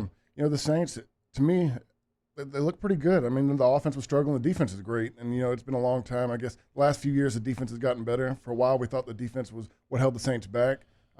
I think that things are going to be coming. They didn't play their best offensive game. It was a little sloppy, but, you know, it's Drew Brees, and he's going to get it together. You know, he just said something that brings up a point. He was watching Joe Burrow instead of the Saints. And he typically, I mean, you're a guy that's a Saints fan. You're going to watch the Saints. We've talked a lot about the Bengals here. The morning show has talked about the Bengals. I'm sure Matt has talked about the Bengals. I don't remember an LSU player that has got us watching teams we never would have watched before. No. I don't think there's any – like, think of some of the biggest players in LSU history. Like, we just had Glenn Dorsey on, right? When he was with the Chiefs, I'm sure they weren't diving in to Chiefs games. Even when Odell Beckham was going with the Giants, not a lot of people talking about the Giants. Like, and if they played the same time the Saints were playing, ain't no way in hell you're watching the Giants or the Chargers when I was there, or the Chiefs. No, if Joe Burrow is playing, man, LSU fans are locked in. And I realize he's in rare air with Billy Cannon, but it's amazing how many LSU fans are just locked in on the Bengals right now. Well, and it's also just he's a quarterback. We haven't had a quarterback that was going out day one starter in forever. I mean, and when it's a quarterback, you can turn on that game and watch him majority of the game. When it's a wide receiver, he might get 5 balls. So you're not going to spend your time waiting for those 5 opportunities. You get to watch him make a play every time he's got the ball in his hands. There was not this kind of anticipation when Russell went to the Raiders. No. And he was the first pick in the draft. Yeah. And Russell was great his last year at LSU. He didn't have the year that Burrow had. Nobody did. But he was the number 1 pick in the draft. He shredded Notre Dame. That team won, 4 games on the road against top 10 teams that year. He threw the game-winning touchdown pass against Tennessee. Threw the game-winning touchdown pass at Alabama. Or was that the year before? That was the year before. Yeah, that was year 4. The Alabama was the trick play we showed yesterday, the around the horn. Right. I apologize. Yeah. But they beat a top 10 Arkansas team on the road. The guy was great that year, and he was the number 1 pick. Now, he had the holdout and didn't get to camp on time and seemingly never recovered from that, but there was not this kind of buzz when Russell went to the Raiders, and he was a number 1 pick. No, let me ask you this question, because you'll know this better than we will. When Shaq was drafted to the Magic, was it something like that? There was a lot of Magic fans here. Yeah, Shaquille did draw a lot of attention going there. We don't watch professional basketball here, and we watch more now because there's a team here, but back then there wasn't a team here. Yes, Shaquille had quite a following, and it intensified when he went to the Lakers, because there were a lot of people that would watch the Lakers here because they were easier the to watch Lakers. the Lakers at that time. But yes, there were Magic fans when they made the finals. I remember there were watch parties and stuff like that. But this is a little bit of a different climate. We're football people more than we are basketball people for sure. But that level of fame, sure, would be. Would you say last night was the most watched Thursday night football game in Baton Rouge ever? That didn't involve the Saints? That didn't involve the Saints? I mean, because you had LSU players all over the field.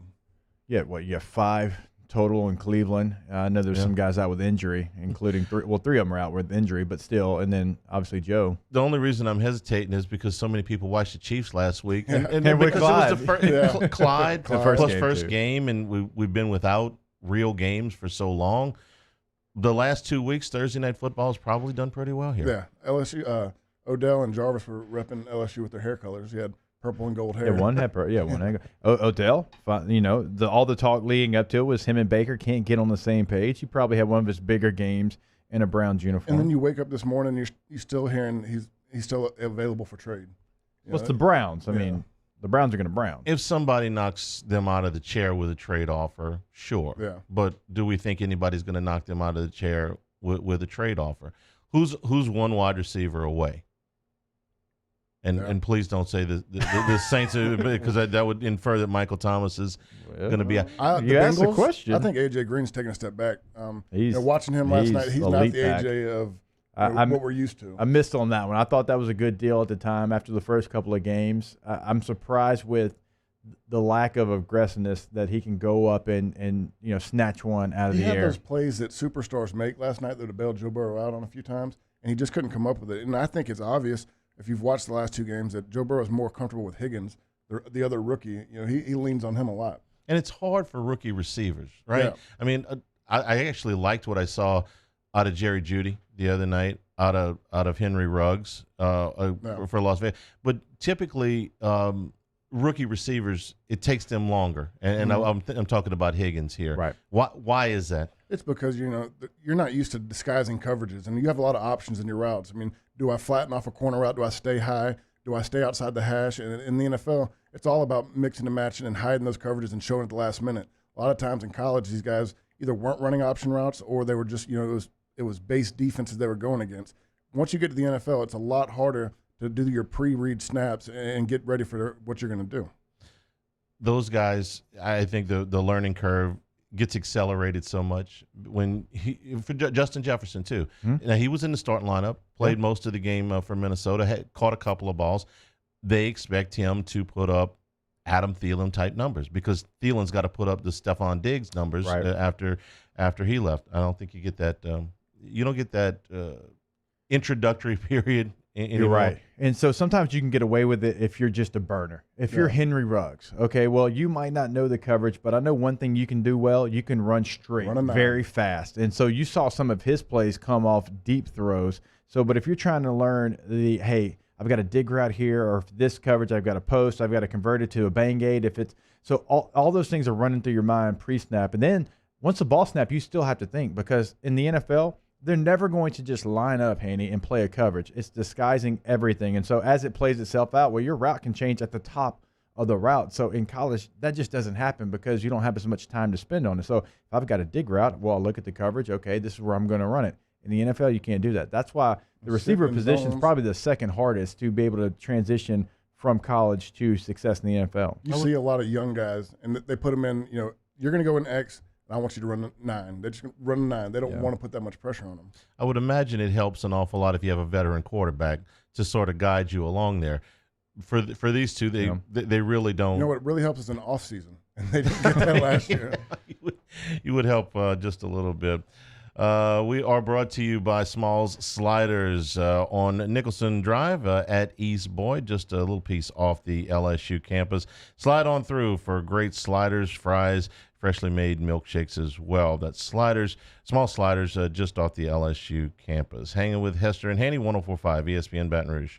Hanging with Hester and Hanny. GMFS Mortgage, GMFSmortgage.com, helping you financially. And, well, there's so many different ways that they can do it. If you're in the market for a new home, possibility to get out there with more purchasing power now because of the low interest rates. If you have an interest rate that is above 4, you're probably in your best interest to take a look right now to see if you can do a little bit better. A refi may not only free up cash in the long term, but in the short term as well, with the ability to skip a mortgage payment or two. If you're adding on to your family, want to add on to your current home, a construction loan is possible from GMFS Mortgage. GMFSmortgage.com is where you start your journey. You'll meet with a local counselor. They'll ask you a few questions, find out what your goals are, and from there, they walk you step by step all the way to the closing. Do what I did, do what thousands of others have done. When they talk about changing lives, they're talking about changing your monthly budget for the better. So do what I did and start at GMFSmortgage.com. In times of need, get a full list of phone numbers, websites, and other important emergency information on the Demco Stormwatch page at 1045ESPN.com. At Corval Toyota in Opelousas, you can get into a new Camry for $239 per month, or take 0% financing for 6 years. $239 per month, or 0% for 6 years. So come on down to Happy Town. That's Corval Toyota in Opelousas. Happy Town, USA. Le posso offrire un caffè? Le posso offrire un caffè? Andiamo insieme da me, non c'è. Call Mr. Electric today for electrical repairs, upgrades, and installations. This isn't just another day. It's so much more. Kelly's life was put on hold when her auctioneer primary care doctor discovered a rare blood disorder. Her doctor connected her to an auctioneer care team of cancer, heart, and kidney specialists. With multiple primary care locations around Baton Rouge, same-day appointments, and online scheduling, we're relentless about keeping you healthy. Auctioneer Baton Rouge, innovating healthcare for Kelly. When it's clearance time, smart customers rush to Richard's Honda because all your favorite Honda models are at fantastic prices. And with our fanatical customer care, it's no wonder people call Richard's Honda the smart choice. Gulf Coast Bank and Trust is a local bank with a straightforward philosophy. It's about doing the right thing for our customers. Participating in our community with annual local fundraisers, offering individual attention in a modern banking atmosphere with a trusted local company. Gulf Coast Bank invested in technology with a local touch, giving our customers the power to bank anywhere, anytime. We're building relationships through personal service as the bank that cares about you. Gulf Coast Bank and Trust, the bank that cares about you. To all of our heroes working on the front lines of this COVID-19 pandemic, your bravery and selflessness represent the very best of us, and we want to say thank you. I'm asking everyone around the state to join me in celebrating the heroism of our healthcare professionals on the 19th of every month at 1900 hours, that's 7 p.m. Write a note of appreciation, make plans to donate to charitable organizations, or say a prayer. To learn more, visit 19thanks.org. Thank you, and God bless. If I built a van, it would do more than haul. It would carry my entire business. I'd make it available in dozens, make not thousands of configurations. It would keep an eye on my fleet. And an eye out for danger. If I built a van, I'd make it available in diesel and gas. And I'd build it right here in South Carolina. Introducing the all-new Sprinter, starting at $33,790. Built in the USA. Mercedes-Benz. Vans. Born to run. I've been doing business with Luba for 25 years. They're dependable, trustworthy. It's just the attention to detail with our clients. Our folks have years and years of experience. Hey, it's Kate Voisin inviting you to join me, Coach Todd Black, and Coach Jimmy Roy for the Lake After Hours Lake Urgent Care Louisiana Prep Scoreboard Show tonight at 6. We'll be joined by Assumption Head football coach Keith Menard. It all gets started at 6 o'clock live from Walk-Ons in Town Center on 104.5 ESPN Baton Rouge.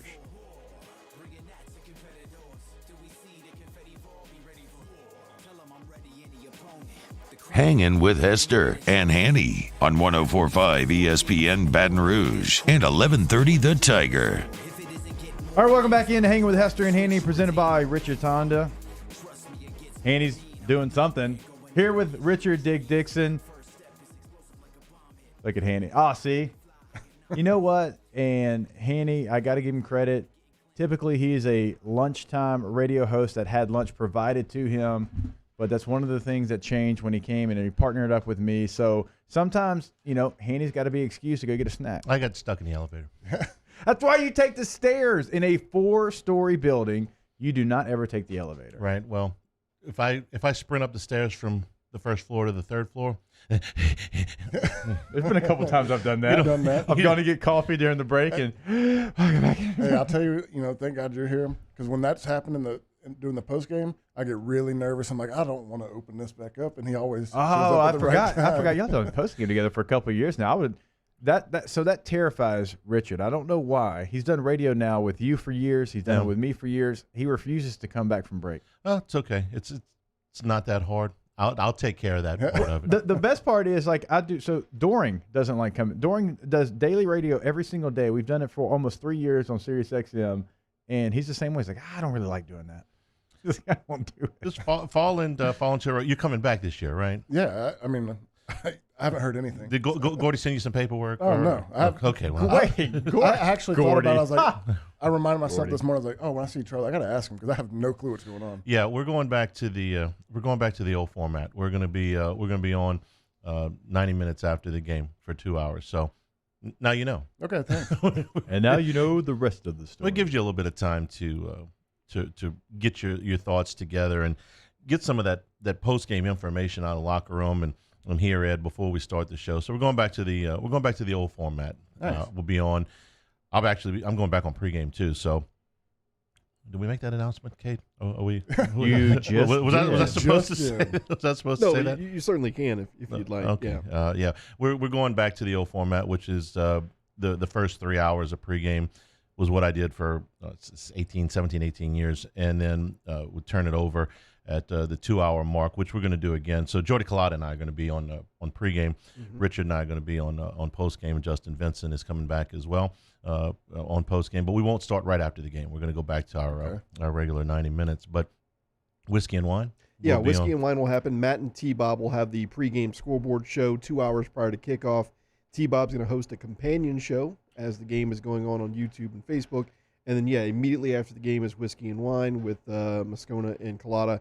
And then you guys will be on 90 minutes after the game for Eagle 98.1 game day postgame. What we found was that if we let Matt and T-Bob in the studio past 2 hours, they start to get on each other's nerves a little bit, and there might have been some physical injuries if we'd allowed this.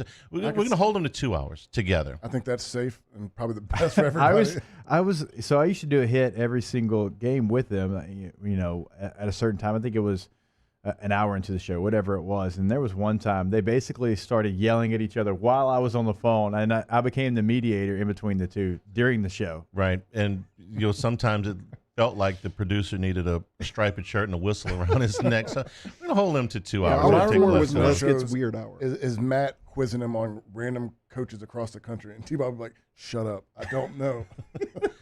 Okay, so I've played pretty much every role that you can play in as far as our coverage of LSU over the years, except one. I've never done a companion show, and they're going to do it, and you guys have done companion show. Yeah.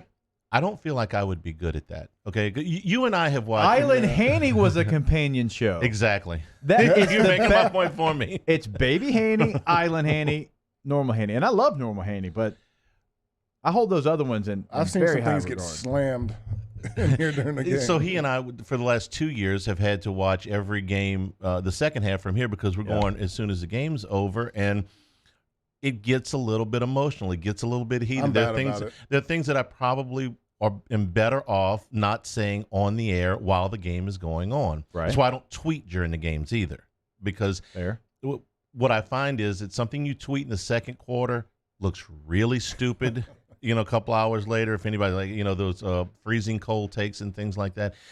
I'm just better off with a little bit of time to digest. That's why I'm kind of glad we're changing the format up for post game. I think I'll be a lot better with 90 minutes to gather my thoughts, and then we're ready to go. There's a reason why it's made for Facebook. I've done it with T-Bob. He dropped some F-bombs. So we did the Rams-Saints playoff game, the no call. No. Y'all were a companion show today? We were a companion show. T-Bob, I've never seen him that angry in my life. And if it was on air, like radio, we'd have been in a lot of trouble. We'd have been in trouble. I was beside myself angry, but was beside myself angry off air. But by the time I got back to the other part where I had to talk about it on the air, it I'm kind a of little nervous. calmed down a little bit. This is the first time I hadn't, been at every single game. So I've been home and away for since 2014. Yeah. This will be the first year I don't go to the away games because of all the travel restrictions. It's just easier for me to go down in studio for CST to do LSU tonight. So I'm going to have the ability to tweet, and I don't know if I like that. Some people like to tweet during the games. I'll tell you when I first started with it, the reason I didn't do it is because I find myself constantly kind of a slave to the Twitter feed, and I'm missing part of the game. I'm not concentrating on the game as much as I should. I'm not focused in on it. So, and that I'm sure you all have friends that put you're on text threads, and so if you're trying to do Twitter, you're trying to do text threads. I'm like, so about 5 years ago, I just said, I'm turning my phone off during the game. If you need me for an emergency, call my wife. She'll get in touch with me, but don't call me during the game. Don't text me during the game. I'm not going to respond. Don't tweet at me during the game. I'm not going to respond. I got a post game show to do. I got a job to do. I'm not going to. That's not where my focus is going to be. Yeah. I'm a happier man for it, and I think I've been better on the air because of it. And I think I've saved myself a few stupid things being said. Like emotional tweeting is not a good idea. And it's rampant, right? Yeah. I mean, during the game, I mean, maybe last year would have been different because it was almost all positive, right? But even for us, Rich, when we were in here for the Alabama game, when it was, come on, man, keep it up. And the notorious one with us was the 7 overtime game because we were sitting right where we're sitting right now. We were ready to go. We told the producer, all right, we're probably 60 seconds to air. It was after the what would have been Delpit's interception. I think that they look, they're gonna uphold this. They're gonna get the ball. They're gonna kneel it out. The clock's gonna be out. Y'all get ready to go. We got probably 90 seconds to air. An hour and a half later, we finally got 90 minutes later. It felt like we finally got on the air, and we were exhausted. We watched we didn't start the show until after 12 o'clock that night. Oh, it was well, yeah. I did 12:30. not want to talk to y'all that night. And remember, I talked to y'all after every game. That one, I just didn't want to talk to anybody. It was just a long, emotional ride. I mean, when you get stuck in there, and, we're thinking there's a lot of bad calls. I mean, that's one of those days you definitely didn't want to have been tweeting because I'd have probably got myself in trouble. We were right that there were a lot of bad calls. There were. We got the read right. It was just, if we would have had to respond to every one of those things, and we didn't even know about the fight until, an hour into the postgame before we found out about the fight. In the postgame, people start sending us the pictures and stuff. And we're like, okay, it's getting a little serious down there. Where were you during the fight? About from here to Cade. Really? Yeah. Oh, you had a front row seat. I was from right there. And once you figured out what was going on, there was some angry people at Damian Craig. There was a lot of us that if we could have had words with Damian Craig that night, it probably would have ended probably pretty bad. And everybody knew him because he had been on staff here. Yeah, he was on staff here twice. That's right. He was a GA when I first got here. Him and James Coley, of all people, that was our GAs in 04. Speaking of the 04 staff. Mm-hmm. All right, Rich, if you were in the middle of this camp right now, the camp that never ends, Hester gets tired just talking about it because they've been in camp now for 2.5 months. Yeah. It feels like you're a week out. It's game week next week. I mean, what's going through your head as a player now? You're ready to go. You're watching past other teams ready, play. right? You're way past ready. You spent 2 weeks watching football. You've done everything you can do. You're just hoping that everybody stays healthy. You're all good to go because the last thing, don't even want to talk about it. You just want this week to go as smoothly as possible. You get to Friday. I don't know if they're going to stay in Log Cook. I don't know what they're doing this year and how they're going to do that with the travel team. But I'm sure those guys are this is the most anticipated football game ever for them. You catch Coach O on Wednesday night when he said they've done the installs 5 times. I looked at Hester and he rolled his eyes. I mean, how'd you feel about installs that you had to do more than once? Installs more than once is pretty aggravating, especially if you get the second time. Okay, I mean, Les Miles was terrible about it. We did more walkthroughs and installs than anybody, and you got just drugged down with it. We 5 call times. it chasing ghosts. Yeah, you just get burned out on it, and then of course you don't ever want to mess it up because then they're going to continue to install that many times. 5 different times that they've done this. I think they got it. If they don't have it after 5 times, I'm pretty sure they're going to be all right. They're not going to get it. We'll take a break here. When we come back, first class, second class, no class. Hanging with Hester and Hanny, 104.5 ESPN Baton Rouge. Hangin' with Hester and Hanny. Off the Bench, Hangin' with Hester and Hanny. After further review and more are all live daily on the 104.5 ESPN Baton Rouge YouTube channel. Subscribe now to interact with us inside the live chat driven by Bayou Ford. Gulf Coast Office Products is a nationally recognized Savin office equipment dealer based right here in Louisiana. Over 100 employees strong, Gulf Coast has the boots on the ground to support all vertical markets from education, engineering, legal, and finance. With the latest in office technology from desktop to production segment units, Gulf Coast and Savin have the perfect fit for you. Call 225-756-2644. That's 756-2644 for Gulf Coast Office Products.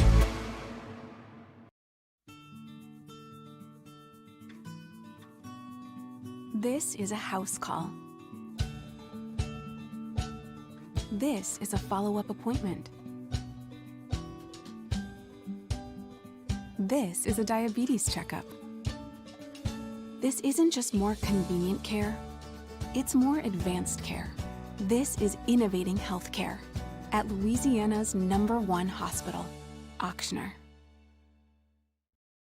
Gulf Coast Bank and Trust is a local bank with a straightforward philosophy. It's about doing the right thing for our customers. Participating in our community with annual local fundraisers, offering individual attention in a modern banking atmosphere with a trusted local company. Gulf Coast Bank invested in technology with a local touch, giving our customers the power to bank anywhere, anytime. We're building relationships through personal service as the bank that cares about you. Gulf Coast Bank and Trust, the bank that cares about you.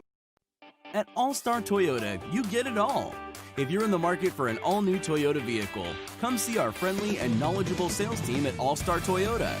Located in Baton Rouge at the corner of Airline and Goodwood, we've been serving our community since 2005 by offering a large selection of new Toyota cars, trucks, and SUVs. Get behind the wheel of your dream car and take a test drive at All-Star Toyota today. ServiceMaster Elite create clean, disinfected work environments. As a local business, we take pride in serving the New Orleans and Baton Rouge areas. Our cleaning protocols follow CDC and OSHA standards for healthcare settings, offices, senior living, restaurants, and industrial plants. Contact Service Master Elite to get your operation ready for reopening with germ disinfection cleaning.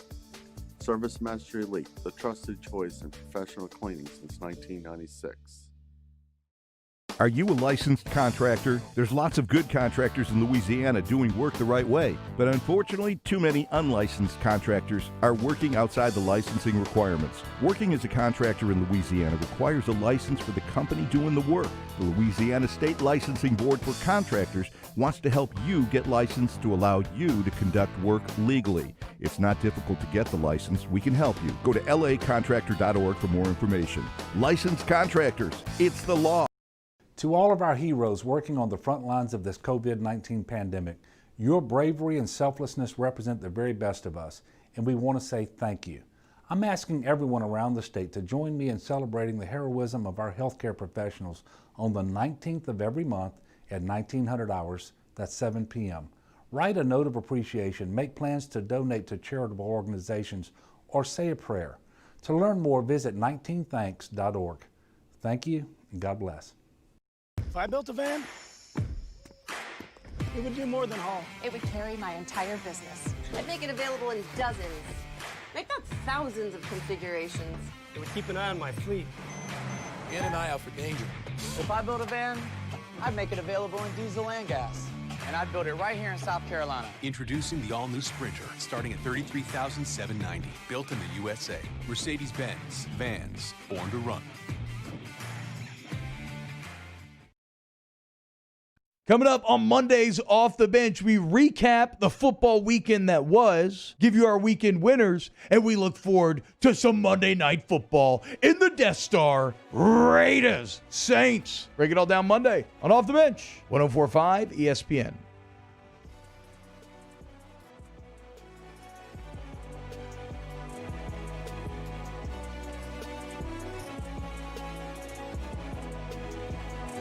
Hangin with Hester and Hanny on 104.5 ESPN Baton Rouge and 1130 The Tiger. First class. I want a seat in first class where I was booked and ticketed over a month ago. Second class. That no man should be subjected to the indignity of being labeled or treated like a second-class citizen. And no class. My life had become like school on Sunday. No class. I'll tell you what then. Why don't you call me sometime when you have no class?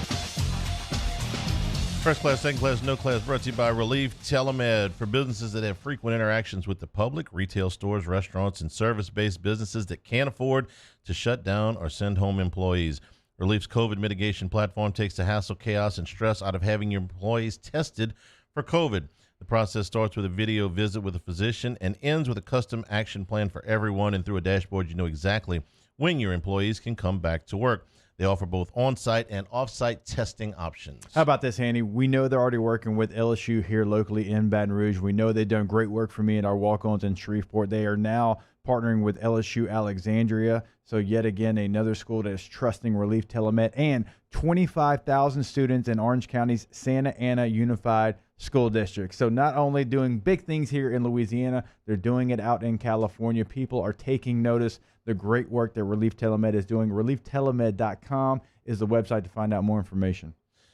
First class, second class, no class. Lead us off, Jake. Oh, all right. I get the bad lead off. Never really ever got to do that in my life. Okay, so my first class goes to all of the Ohio State Buckeyes and big-time players that are opting back in to the season after they found out they can play football, because it would have been very easy for Shaun Wade and some of the other Buckeyes to say, you know what, we've already made the decision. We're going to go ahead. We're going to stay opted out. We're going to get ready for the NFL draft. Shaun Wade is not going to wait long to hear his name called in next year's NFL draft. So I love when guys say, you know what, all it took was for you to say we could play. We are back on this team. We are locked in, loaded, ready to go. The easy thing would have been to stay opted out, but Shaun Wade, first-round pick, no doubter, opting back in. All right. So I've had about all of 5 minutes to think about this. Appreciate the heads up. Do you listen to the show? Do you listen to the show? Most of the time. Okay. Do you listen on Fridays? most of the time. At 1:30, what do we do on Fridays? Hey, I don't know the timing. I'm in the car driving. Okay. But my first class is to Charles Hannigriff. Yeah. They're letting me know that we're doing postgame this year. Okay. I had no clue. An assistant. You should have seen Cade's face when I told him about next week's schedule. That would be no class. Oh, gosh. My first class goes to the Miami Heat. I know football's on everybody's mind, but if you've been watching the NBA playoffs, the Heat have taken a 2-0 lead against the Celtics. This team is fun to watch because they're about as hard-nosed a basketball team as you will ever see. Unselfish. They move the basketball. They don't care who gets the credit. They've got an unbelievable closer in Jimmy Butler. And Jimmy pointed this out to me last night. They're one free throw away from having covered in all 12 games, too. So not only are they of their wins, not only are they winning, they're covering. So there are people out there that like that kind of thing. And last night, they were down 17 and come back. They reel the Celtics in. That was in the second quarter. Reel the Celtics in and take a 2-0 lead in that series. They were not expected to go anywhere close to this far, and now they're 2 games away from the finals. And they've been in my first, second class, no class a couple of times because I've mentioned just the way that they're playing together. And Jimmy Butler has kind of just changed the role and changed his role within the team. And we've seen it not work out for him in 3 different spots. We started to think, will it ever work for him? Kudos to him. Kudos to the rest of the Miami Heat. I love the way they play together. They're not scared of anybody right now. Do we have any odds on what their odds were coming into the postseason? To make the finals or to win it all? Just curious. They were 11-1 to make the finals, to win the Eastern Conference. So to win the whole thing, anywhere from 11 to 16-1 to win the conference, depending on where you did your shopping. Pretty good value there right now with the way they're playing. I mean, we assume that there's going to be other favorites depending on even who wins out of the West, but still, I'm actively rooting for a Miami-Denver final. Not so much because the Pelicans fans have a little bit of an axe to grind with LeBron, and rightfully so. I think the franchise is probably in better shape long term because all that happened. So I don't really have as big of an axe to grind as far as that. I just like the way Denver plays. I like the way Miami plays. I think it would be entertaining basketball to watch those two. And I'm not wild about the way LeBron manipulates the league sometimes, but if you're just asking me who I enjoy watching play, that's the 2 teams I'd like to see in the finals. All right, second class. All right, second class, so good with a chance to be great. So the good part of it is the NCAA has granted Tennessee offensive lineman Cade Mays a transfer waiver after initially denying his request. So Volunteers coach Jeremy Pruitt had that news on Thursday. It's not great yet because he still has to go through the SEC process of it, just like Joey Gatewood is going through right now at Kentucky. The NCAA has cleared Joey Gatewood at Kentucky, but now you got to go through the SEC. So Cade Mays, his dad played at Tennessee. He's got a brother on the team right now at Tennessee. There was things that happened. Some people side with Georgia. Some people side with Tennessee. I'm always going to side with the player in a year where you're giving everyone else an extra year of eligibility already. Go ahead, do the right thing. Make Cade Mays available for Tennessee. This is a guy, by the way, that played all 5 offensive line positions at Georgia. He's got multiple starts at multiple positions, so this is a big upgrade for Tennessee as well. Always going to fight for the players. So second class goes to Cade Mays being able to play for the Tennessee Volunteers. All right, my second class is going to go to Joe Burrow. He's only in his second game, and he's already breaking rookie records with 37 completions last night. For a guy that's running for his life like he's been, 3 sacks a game. He's been hit, I thought it was 20-something times over the first 2 games. But, he's still getting out there and doing what he can do and making plays. But to be in your second game and breaking records, I'm excited for him. Good with a chance to be great. Hester, how many times have I said, get me to a yes? I count probably 1,200. I have watched that part of the show. All right. But you don't watch the other parts. Get me to a yes is things like moving a basketball tournament 4,504 miles. That's the distance from Maui to Asheville, North Carolina. That's where the Maui Invitational is going to be this year. My second class goes to NCAA basketball. Earlier this week, the NCAA announced that teams will be able to start practice on time. They will be able to play pre-conference games starting in late November. And yes, they are still planning on having an NCAA tournament and a full college basketball season minus 4 regular season games. This is a win. We were worried about college basketball an awful lot because it's indoors, it's in flu season. There's not the protective gear that you have in other sports that are available to you in basketball, and yet they feel like they can safely proceed. it's going to take some movement, like moving the Maui Invitational, 4,500 miles. But they've worked through it. We're going to talk with Pat Bradley in the next hour about some of the things that are coming up for college basketball. But a good start with a chance to be great. And great would be a college basketball season that we can start and finish relatively on time, because missing another NCAA tournament would be financial devastation for college athletics, too terrible to contemplate. So for the moment, we won't. Second class, NCAA basketball. All right, so we're going to go no class, and I'm going to kind of follow what Hunt would typically do and hate on umpires. So Josh Donaldson of the Minnesota Twins was tossed by Dan Bellino. I guess I got that right. We'll see. Well, it doesn't really matter, Dan. I don't really care about you. Josh Donaldson had a questionable. It was a ball, and they called it a strike in his at-bat. So what does he do? The next pitch, he hits it out of the park. So as he's rounding the bases, he gets to home plate. He kicks a little dirt on the plate. Doesn't look at the umpire. Doesn't look at Bellino. He just kicks some dirt on the plate and keeps going towards the dugout. You're out of here. The umpire, hey, everybody look at me. Typically crowd. Everybody in the stands, look at me. Everybody on TV, look at me. I'm going to throw Josh Donaldson out of the game. Tosses him out of the game. Josh goes over, kicks 2 more piles of dirt on the plate, never looks at him, goes back to the dugout. Major League Baseball umpires are the most sensitive people in the world. They get all up in their feelings more than any other person. In the NFL, you can talk to the referees. You can have great conversations with them, even if you disagree. You can disagree with them, and you can, have a conversation that you can get a little heated, and they don't get sensitive.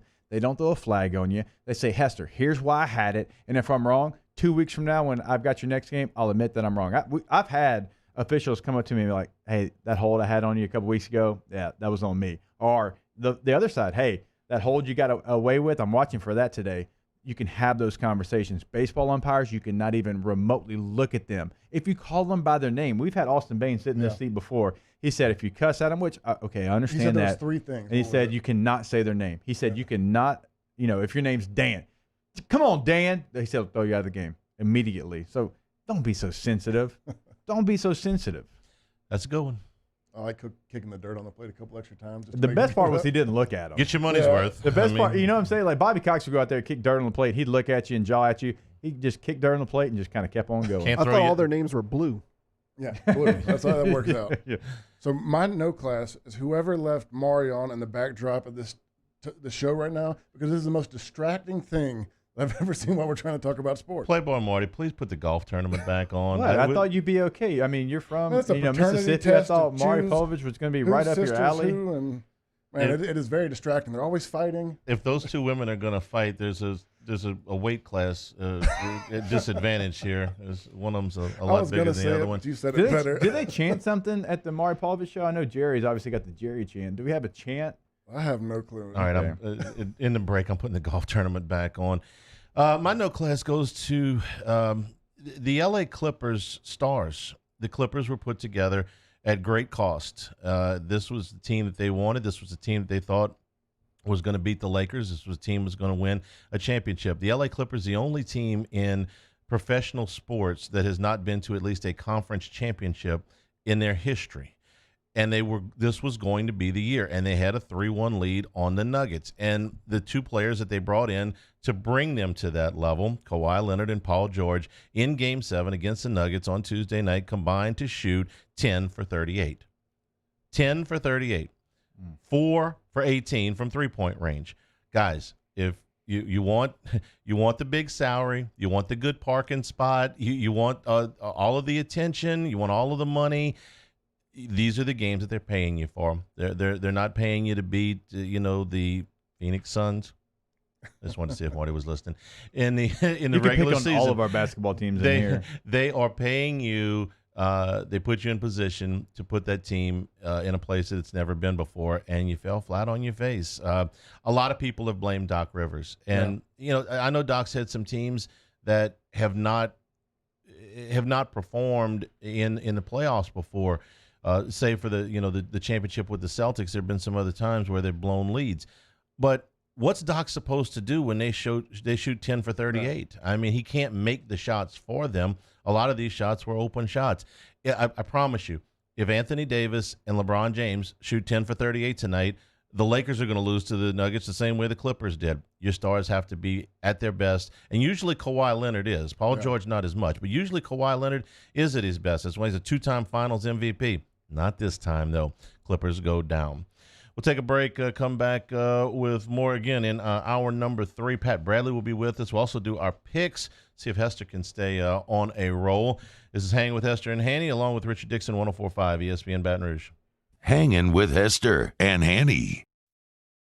Our listeners fire up their opinions on the jimsfirearms.net hotline at 499-1045. Keep listening for your next chance to shoot us your thoughts with the jimsfirearms.net hotline on 104.5 ESPN Baton Rouge. This isn't just another day. It's so much more. Kelly's life was put on hold when her auctioneer primary care doctor discovered a rare blood disorder. Her doctor connected her to an auctioneer care team of cancer, heart, and kidney specialists. With multiple primary care locations around Baton Rouge, same-day appointments, and online scheduling, we're relentless about keeping you healthy. Auctioneer Baton Rouge, innovating healthcare for Kelly. Gulf Coast Bank and Trust is a local bank with a straightforward philosophy. It's about doing the right thing for our customers. Participating in our community with annual local fundraisers. Offering individual attention in a modern banking atmosphere with a trusted local company. Gulf Coast Bank invested in technology with a local touch, giving our customers the power to bank anywhere, anytime. We're building relationships through personal service as the bank that cares about you. Gulf Coast Bank and Trust, the bank that cares about you. Are you a licensed contractor? There's lots of good contractors in Louisiana doing work the right way, but unfortunately, too many unlicensed contractors are working outside the licensing requirements. Working as a contractor in Louisiana requires a license for the company doing the work. The Louisiana State Licensing Board for Contractors wants to help you get licensed to allow you to conduct work legally. It's not difficult to get the license. We can help you. Go to lacontractor.org for more information. Licensed contractors, it's the law. I've been doing business with Luba for 25 years. They're dependable, trustworthy. It's just the attention to detail with our clients. Our folks have years and years of experience. They're highly trained professionals, but many companies have that asset. What I'd like to think makes Luba a bit different is that we use those talents in a way that truly is dedicated to serving the needs of the folks who depend on us. Gulf Coast Office Products is a nationally recognized Savin office equipment dealer based right here in Louisiana. Over 100 employees strong, Gulf Coast has the boots on the ground to support all vertical markets from education, engineering, legal, and finance. With the latest in office technology from desktop to production segment units, Gulf Coast and Savin have the perfect fit for you. Call 225-756-2644. That's 756-2644 for Gulf Coast Office Products. At All-Star Toyota, you get it all. If you're in the market for an all-new Toyota vehicle, come see our friendly and knowledgeable sales team at All-Star Toyota. Located in Baton Rouge at the corner of Airline and Goodwood, we've been serving our community since 2005 by offering a large selection of new Toyota cars, trucks, and SUVs. Get behind the wheel of your dream car and take a test drive at All-Star Toyota today. ServiceMaster Elite create clean, disinfected work environments. As a local business, we take pride in serving the New Orleans and Baton Rouge areas. Our cleaning protocols follow CDC and OSHA standards for healthcare settings, offices, senior living, restaurants, and industrial plants. Contact ServiceMaster Elite to get your operation ready for reopening with germ disinfection cleaning. ServiceMaster Elite, the trusted choice in professional cleaning since 1996.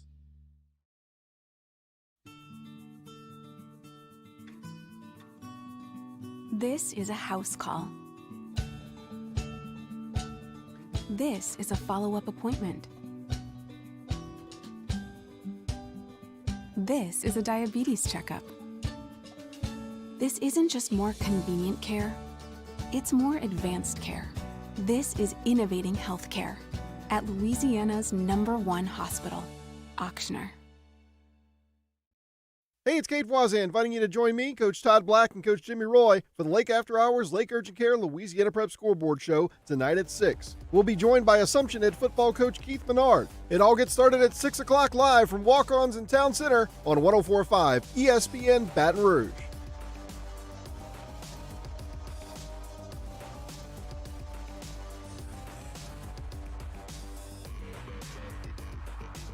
Hangin' with Hester and Hanny on 104.5 ESPN Baton Rouge and 1130 The Tiger. Our Lady of the Lake Ascension and 100.7 The Tiger's Swamp Pop Music Fest and Jambalaya Cook-Off is now Saturday, October 10th from 3 to 11 at Lamar Dixon. It is presented by Mike Ward's Liberty Safes, Darren James and Associates, brokered by eXp Realty, Ascension Festival and Cultural Council, and Louisiana Lottery. For a full lineup of bands, to register your team for the cook-off and to purchase tickets, that can all be done at 1045ESPN.com. When does the staff start to prepare for the opening opponent? You know who your opponent's going to be when you get out of spring. Yeah, I mean they start in spring. The analysts is scouting and all that. Yeah. Okay. And it's even easier now because of all the analysts that they have their game plan. So they have their game plan, I guarantee you, already started for Florida. Okay. Like for sure. They have a small book on Florida. They have a giant book on all of their first three opponents.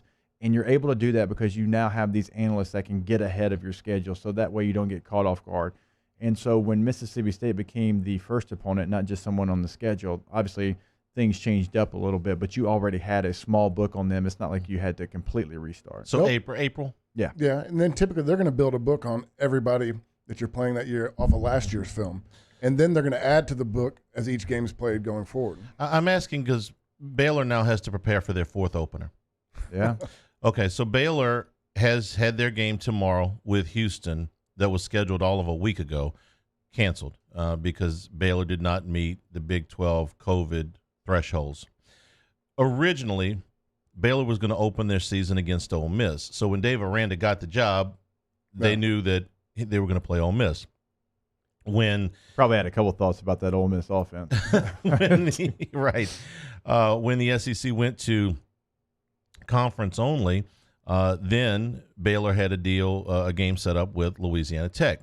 Well, they had the COVID outbreak with Louisiana Tech, so that one didn't.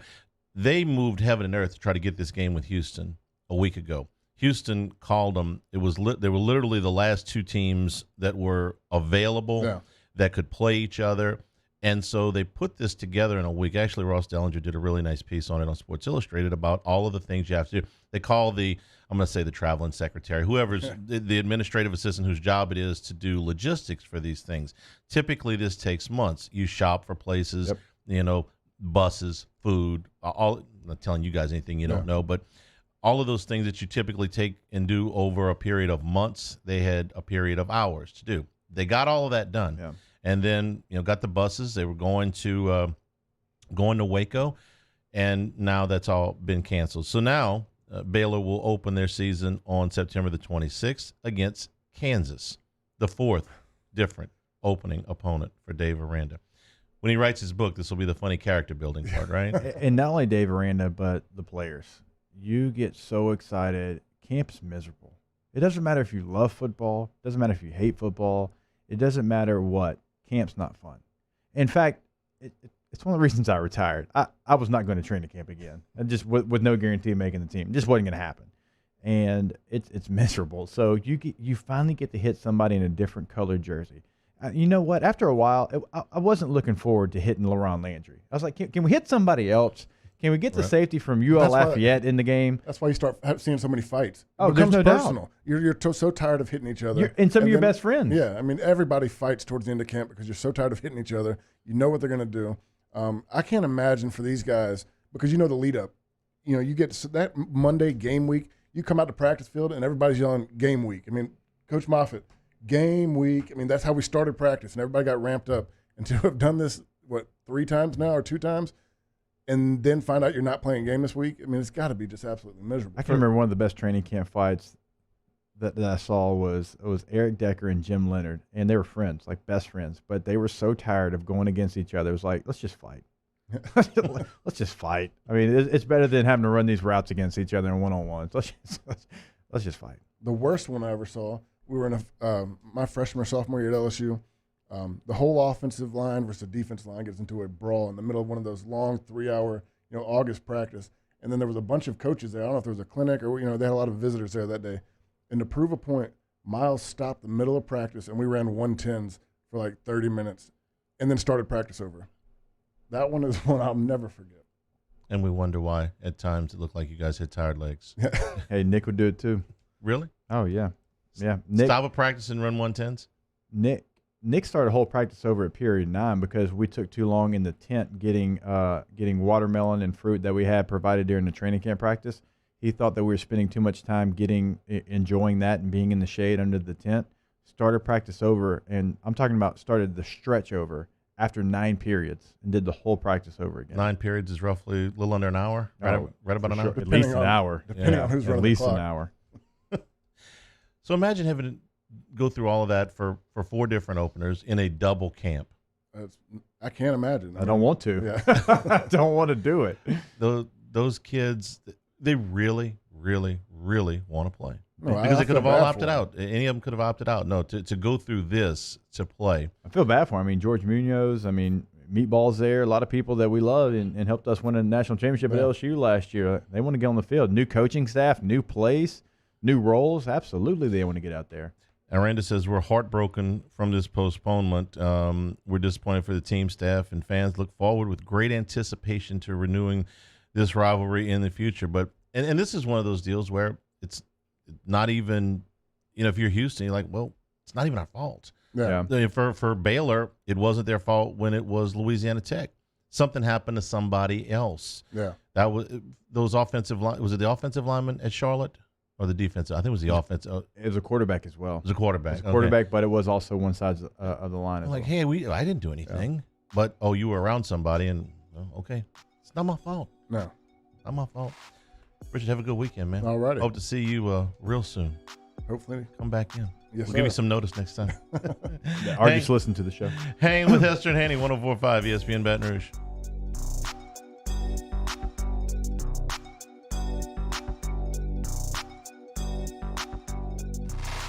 Hangin with Hester and Hanny.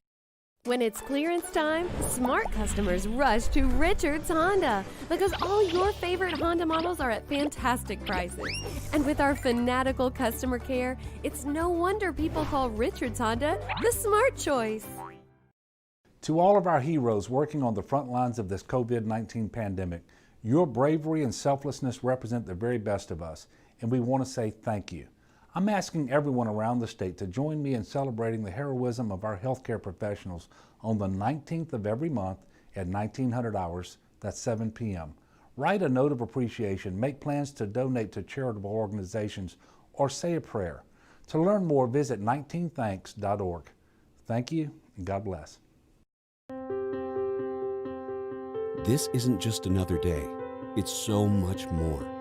Kelly's life was put on hold when her auctioneer primary care doctor discovered a rare blood disorder. Her doctor connected her to an auctioneer care team of cancer, heart, and kidney specialists. With multiple primary care locations around Baton Rouge, same-day appointments, and online scheduling, we're relentless about keeping you healthy. Auctioneer Baton Rouge, innovating healthcare for Kelly. If I built a van, it would do more than haul. It would carry my entire business. I'd make it available in dozens, if not thousands of configurations. It would keep an eye on my fleet. And an eye out for danger. If I built a van, I'd make it available in diesel and gas. And I'd build it right here in South Carolina. Introducing the all-new Sprinter, starting at $33,790. Built in the USA. Mercedes-Benz. Vans. Born to run. Gulf Coast Bank and Trust is a local bank with a straightforward philosophy. It's about doing the right thing for our customers. Participating in our community with annual local fundraisers. Offering individual attention in a modern banking atmosphere with a trusted local company. Gulf Coast Bank invested in technology with a local touch, giving our customers the power to bank anywhere, anytime. We're building relationships through personal service as the bank that cares about you. Gulf Coast Bank and Trust, the bank that cares about you. Your Honda needs some TLC, and Richards Honda is the smart place to get it, with oil changes at just $39. And with so many service bays, you'll be in and out super fast. Schedule your appointment today at richardshonda.com.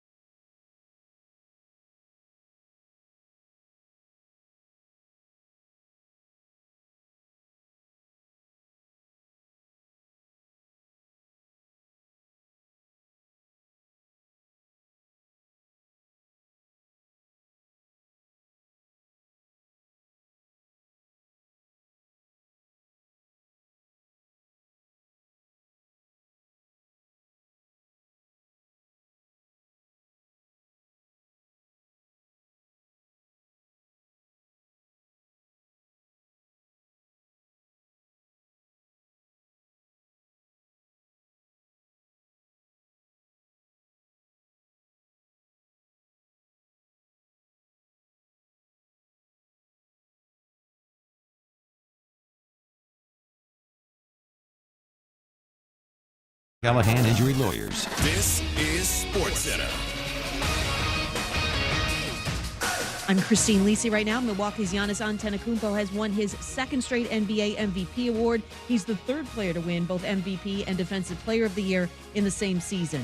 ESPN's Adrian Wojnarowski reports Celtics coach Brad Stevens had a late-night meeting with team leaders Kemba Walker, Jaylen Brown, Jason Tatum, and Marcus Smart, working through the issues that led to yelling and outbursts in the locker room after a second straight loss to the Heat in the East Finals. Boston's got a lot to figure out if it's going to get back into the series, believes ESPN's Kendrick Perkins. Right now, the Celtics are playing soft. They're playing cute and sassy. They think that this NBA 2K and the Miami Heat are just bringing the goon status out right now. They're grinding it out. They're just cutting. They're doing what they're supposed to do. They're playing physical. Perk with Keyshawn Johnson, Jay Williams, and Zubin Mehenti. Game 3 is tomorrow. Day 2 of the 120th U.S. Open. Justin Thomas, Patrick Reed, Bryson DeChambeau among those tied for the lead at 3 under. Rory McIlroy is 3 back. NFL Buccaneers receiver Chris Godwin doubtful Sunday against the Panthers. He's still going through the concussion protocol. Coming up Monday, reacting to all the action in the NFL from Week 2 and my thoughts on the NBA playoffs, including the Lakers in the Western Conference Final. Keyshawn, J. Will, and Zubin, Monday, 6 Eastern, ESPN Radio, ESPN News. Now, Hangin with Hester and Hanny with Jacob Hester and Charles Hannegriff. Hester and Hanny on 104.5 ESPN Baton Rouge and 1130 The Tiger. Alongside Jacob Hester, here's Charles Hannegriff.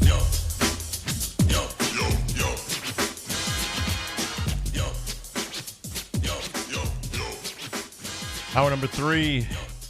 Hanging with Hester and Hanny, 104.5 ESPN Baton Rouge, 1130 The Tiger. If you watch along with us on CST or YouTube, 104.5 ESPN or the Hanging with Hester and Hanny page, welcome in. Hour number 3. Cade Wazan pushing all the audio buttons. Playboy Marty pushing all the video buttons. And along with Jacob Hester, I'm Charles Hannegriff.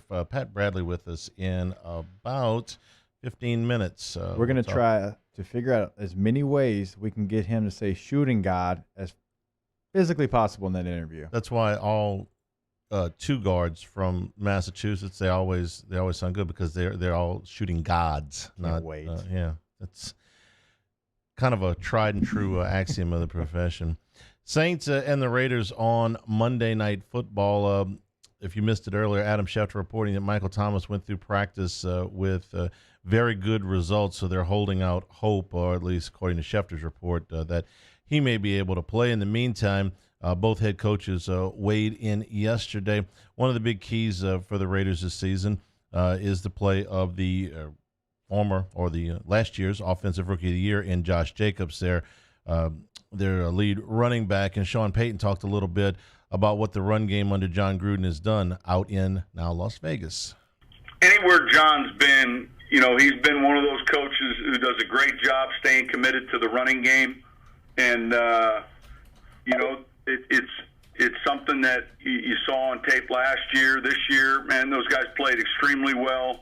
That was a hard-fought game.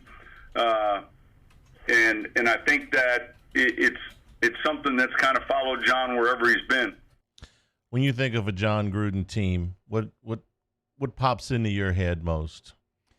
John Gruden still does a really nice job of running an old school offense, but still getting the ball to a lot of different players. I remember playing against him. Actually, I think it was his last game in Tampa Bay. We went down to Tampa and beat him there to kind of clinch the postseason for us. And he's always been very creative, and I still think that plays out to this day. Going to kind of take what you give him. Not necessarily going to run the ball. He's never really had. If you look back at the running backs he had in Tampa Bay, the Michael Pittmans, he's never really had like the go-to star running back. Now, he's had really good running backs. I think a lot of what those guys were able to do in Tampa Bay, but now he's got a star in Josh Jacobs. He's got a guy that can be a bell cow. He can be the best player in your team. I truly think he's the best offensive player on this team, and so it changes up what he can do because he did it with running backs that not a lot of people have heard of. Now that he has a star, I expect him to, run those pro-style sets that he runs. He runs more 13 personnel than any team in the league. 13 personnel is one receiver, one back, and 3 tight ends. They've got the best tight end room as far as talent in the entire NFL. They added Jason Witten, Foster Moreau, of course, is somebody we pay attention to, but they run 13 personnel anywhere on the field. Better than Tampa. Tight end room. More versatile. Okay. I truly think so because right now when you look at Tampa, what they have, you still don't know what you're going to get from Gronk. I mean, they've got their own Pro Bowler out there, so I almost said Oakland. I think Las Vegas has the best tight end room, and he's going to use that personnel. That's something going back to it. He's going to get his best playmakers in positions to get the ball. It's not really, he's going to be 11 personnel. He's going to be 12 personnel. No, he's kind of put his best guys out there on the field. I mean, Darren Waller is the lead tight end who made the Pro Bowl a year ago. They had Jason Witten. They have Foster Moreau. Derek Carrier is a really nice tight end. He's their 4th tight end. He's more of a special teams guy, but he helped them out last year. So expect them to have a lot of 13 personnel, and you're going to see a heavy dose of Josh Jacobs. Jacobs last week had 25 carries and scored 3 touchdowns and had another 46 yards through the air. So they have leaned on him an awful lot. By the way, he was a big fantasy favorite if you were in the drafts. He zoomed up most of the charts. Another topic this week has been the performance of Drew Brees, who by his own grading system was not very good in week number 1. Gruden weighed in on the Hall of Famer. I think his ability to want to do it at the highest of levels every year. A lot of guys, they get a little bit older, they lose interest in it. Perhaps they don't relate to the young crowd like they used to. It's just amazing the effort that he continues to put into it. I think it starts there physically, mentally. He's always into it at the top of his game. He sacrifices more than people realize, and he is one of the all-time top 4 or 5 competitors I've ever met in my life, and that's about the best compliment I could give anybody. He's like a race car driver. Some of these guys can drive up to 200 miles an hour and handle a car. It's a physically exhausting thing to do, but he's just back there. He has an incredible amount of experience and presence in the pocket. He just knows where everybody is. He knows how to get out of trouble with protection changes, throwing the ball away. He's just got a rare amount of experience and pocket quickness, and it's a hard combination to beat. Gruden went on for a while on Brees, but you get the idea. He doesn't think that he's lost very much. You get some varying opinions on that. Without Mike, for the moment, let's assume Michael Thomas is not going to play. Are they going to shrink the field on Brees? Or are they going to say, look, oh man, you're going to have to prove to us that you can throw the ball over our heads? It's going to be a challenge. You're going to see more press coverage. You might see them take more chances, which you don't see in the NFL. Cover 0 looks. They're going to come after you a little bit. Can you get the ball out? Can you get it out of your hands and throw it down the field? Really push the ball down the field. Not only can you do it, Drew, who are you going to throw it to? Who's going to be your deep weapon? You had Michael Thomas, obviously, but you also had Ted Ginn. What's one thing Ted Ginn can always do? Take the top off of defense, right? Who do you have? Who's your guy? You tell me. I mean, Right now, when you look at who they're going to have out there, Emmanuel Sanders, when you look at Traquan Smith, when you look at Taysom Hill, when you look at Jared Cook. The fastest guy they've got is Deontay Harris, left on there right now. It's one thing we brought up before the opener. If you want somebody to, take the top off the defense, he's about the fastest guy that you've got. I was wondering a little bit, because Sean Payton is bright enough to know all of this is coming. He watches film as much as the guys, that they're playing. So if Taysom Hill is in the game, and I was thinking about this because of the double pass, but it works in so many other scenarios as well. If you find that they're just crowding you and it's not a throw that you're really comfortable with Breeze making, Hill's in that huddle an awful lot when he's not a quarterback. And it's nothing for them to be able to switch him out and for he and Breeze to swap positions. And then you do try to throw the ball over their head if you get the right look. I don't know how many times you can do that in a game. But if you do it once or twice, it's enough to at least let the other team know that, hey, we've got this, that we got this club in our bag. This is a great time in the schedule for them to play the Raiders. The Raiders are still trying to figure out some things defensively. We saw Carolina put up a lot of points against them a week ago. If you were playing one of the top 5 stout defenses in the NFL with missing Michael Thomas, with you coming off a performance that you didn't feel great about,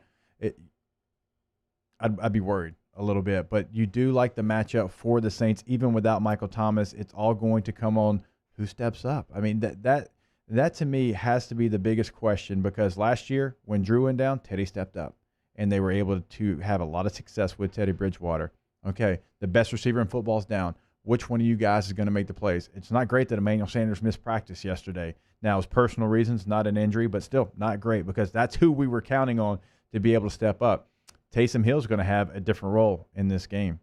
Taysom Hill is a receiver. I mean, that's basically kind of what he is right now. He's a quarterback, obviously, we know all that, but he is a receiver. They count on him to run routes more than anything they do right now with him. So could we see him potentially play 25 plays at receiver? Possible. Where you sit on Derek Carr? You get a variety of opinions on him.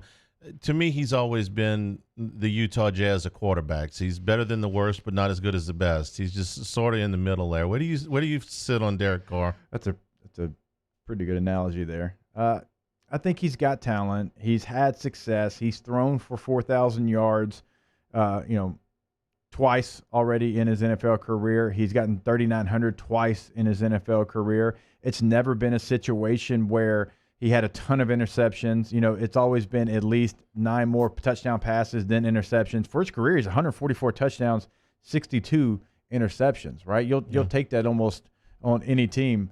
It's just, does he ever do enough for him to win you a stretch of 4 games? I don't think so. That's kind of what you've always waited for. Has he taken over stretches in his career, right? Because we can all point to the great quarterbacks and, man, that was a hell of a stretch that Drew Brees had. That 4-game stretch was unbelievable. He couldn't miss. I think that's kind of what you miss from Derek Carr. You're just waiting for him to really just take over the team, go on a 4-game winning streak. And I know it's been some challenge with who the Raiders have put with him, because he's been a pretty good player, but there's just something missing. This is his 7th season as a Raiders starting quarterback, and he's in Andy Dalton territory now, which is, you've been okay. There's been nothing wrong with it. You're a B- quarterback. There's nothing terrible about anything you do. There's just nothing great. You're okay. It's just not what we really want. I do think last year was a big step for him. So he throws for 4,000 yards. Now, I know he threw for 4,000 year before, but he had a 70% completion percentage. Obviously, that's great, right? You had 21 touchdowns, only 8 interceptions. The year before, you took 51 sacks. Now, he cut that number down to 29. He had 11 fumbles the year before, cuts that down to 1. His quarterback rating was over 100. So getting John Gruden for him was probably the best thing possible, because it was a revolving door before that. So it's almost hard to judge him. We're probably being a little unfair to him because of who he had as his leader, because of the offensive coordinators that they shuffled through in Oakland. Now that he does have John Gruden, it's a little bit later in his career, but it looks like the signs are pointing that he can make a turnaround. Well, those numbers sound good, Jacob, but 21 touchdowns was 19th in the league last year. It's the same number as Gardner Minshew. What do we think of Gardner Minshew? He's, in that same kind of, Okay, kid, Yeah, you're surprised that that's you've fair. done some nice thing, but you're not a star. It seems to me that the Raiders have been, with Derek Carr for a while, hoping that something better came along, and they can't find anything that they know is better. And he's not going to be bad. You're not going to end up 2-14 with Derek Carr as your quarterback. He's better than that. He's going to end up. Yeah. You're the Utah Jazz, and it actually not really as good as the Utah Jazz because the rest of the guys aren't as good. And so you're at a point, and the Raiders feel like we do. You've been good. You haven't been great. You're not getting worse, but you're not getting any better. That's why Marcus Mariota was brought on this football team. Now he's on the IR, and so he's not having, and he didn't really have a preseason to push Carr or, potentially become the number one there. But you don't bring in Marcus Mariota if you feel completely confident that Derek Carr is your guy. And I know Marcus Mariota got replaced by Ryan Tannehill, but still, that's somebody that you spent some money on to bring him into Las Vegas. And so they're sitting here in the same situation. I know you haven't been awful, but we need you to be great. Our picks coming up at the bottom of the hour. Pat Bradley is with us next. Big news out of college basketball this week. We'll touch on that with him. Hanging with Hester and Hanny, 104.5 ESPN Baton Rouge. Hanging with Hester and Hanny. All right, we're brought to you by Richards Honda. Of course, you can check them online at richardshonda.com, where they've added a new feature, the Buy From Home button in the top left corner of the website. You can do all of the paperwork online through the Buy From Home button. You can, not have to go to the dealership if you have worries about that. Now, you can go to 13413 Millerville Greens Boulevard in Baton Rouge because they're making it as safe as possible, cleaning this thing day and night, twice daily and overnight as well. But every option, right? If you want to buy from home, that is now there at richardshonda.com. If you want to go see them at I-12 in Millerville, you can do that as well. You can check out over 700 new and pre-owned vehicles over there at Richards Honda. I tell you every day, car, hybrid, midsize, full-size SUV, van, truck, they've got it all over at Richards Honda. Go see them again, 13413 Millerville Greens Boulevard in Baton Rouge. You can also check them out online at richardshonda.com. That's Richards Honda, home of the warm and fuzzy feeling. We opened up the playbook and expanded our coverage. Listen daily in high definition on 98.1 HD2. We are 104.5 ESPN Baton Rouge. I've been doing business with Luba for 25 years. They're dependable, trustworthy. It's just the attention to detail with our clients. Our folks have years and years of experience. They're highly trained professionals, but many companies have that asset. What I'd like to think makes Luba a bit different is that we use those talents in a way that truly is dedicated to serving the needs of the folks who depend on us. Gulf Coast Office Products is a nationally recognized Savin office equipment dealer based right here in Louisiana. Over 100 employees strong, Gulf Coast has the boots on the ground to support all vertical markets from education, engineering, legal, and finance. With the latest in office technology from desktop to production segment units, Gulf Coast and Savin have the perfect fit for you. Call 225-756-2644. That's 756-2644 for Gulf Coast Office Products. At All-Star Toyota, you get it all. If you're in the market for an all-new Toyota vehicle, come see our friendly and knowledgeable sales team at All-Star Toyota. Located in Baton Rouge at the corner of Airline and Goodwood, we've been serving our community since 2005 by offering a large selection of new Toyota cars, trucks, and SUVs. Get behind the wheel of your dream car and take a test drive at All-Star Toyota today. ServiceMaster Elite create clean, disinfected work environments. As a local business, we take pride in serving the New Orleans and Baton Rouge areas. Our cleaning protocols follow CDC and OSHA standards for healthcare settings, offices, senior living, restaurants, and industrial plants. Contact ServiceMaster Elite to get your operation ready for reopening with germ disinfection cleaning. ServiceMaster Elite, the trusted choice in professional cleaning since 1996.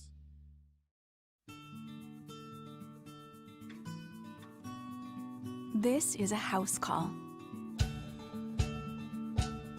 This is a follow-up appointment. This is a diabetes checkup. This isn't just more convenient care, it's more advanced care. This is innovating healthcare at Louisiana's #1 hospital, Auctioner. Gulf Coast Bank and Trust is a local bank with a straightforward philosophy. It's about doing the right thing for our customers. Participating in our community with annual local fundraisers, offering individual attention in a modern banking atmosphere with a trusted local company. Gulf Coast Bank invested in technology with a local touch, giving our customers the power to bank anywhere, anytime. We're building relationships through personal service as the bank that cares about you. Gulf Coast Bank and Trust, the bank that cares about you. Are you a licensed contractor? Yo, join us for a TGIF edition of Hangin with Hester and Hanny, presented by Richard's Honda from noon to 3. Richard Dick Dixon makes his return in studio with us for an hour on 104.5 ESPN Baton Rouge.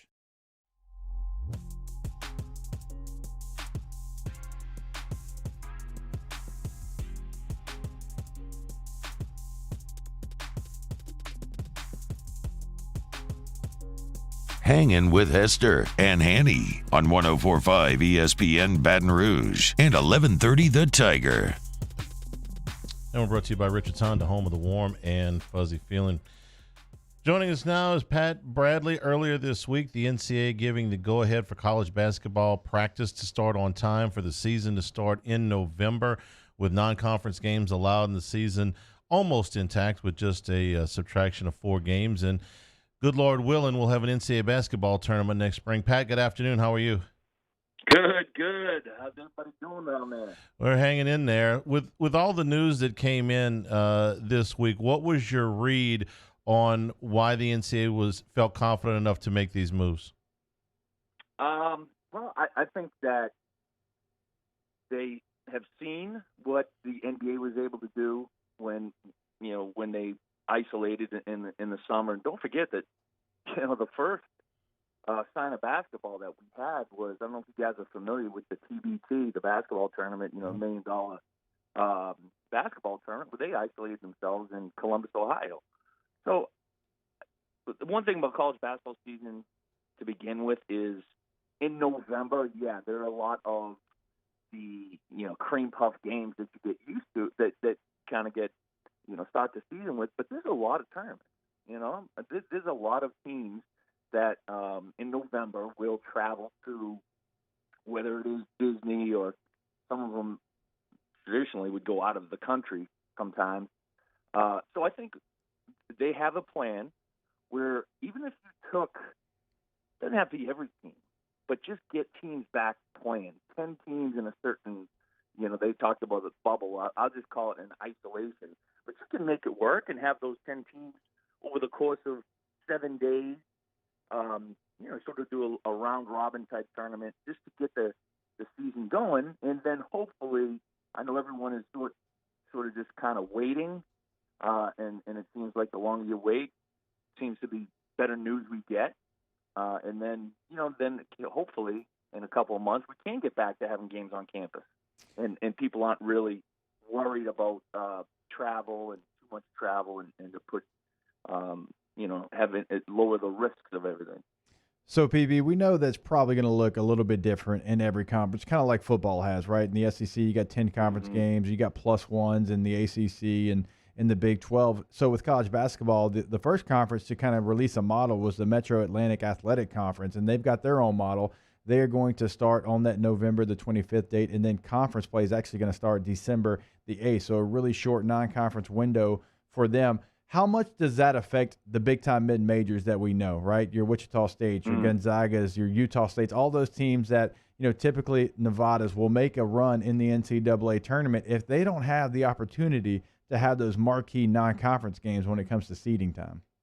Right, and that's, I'm sure you guys are aware of the ACC putting together the everybody makes the tournament this year model. Yeah. Which it's kind of funny. I mean, I saw somebody tweeted it out where, every coach in the country wants that to happen.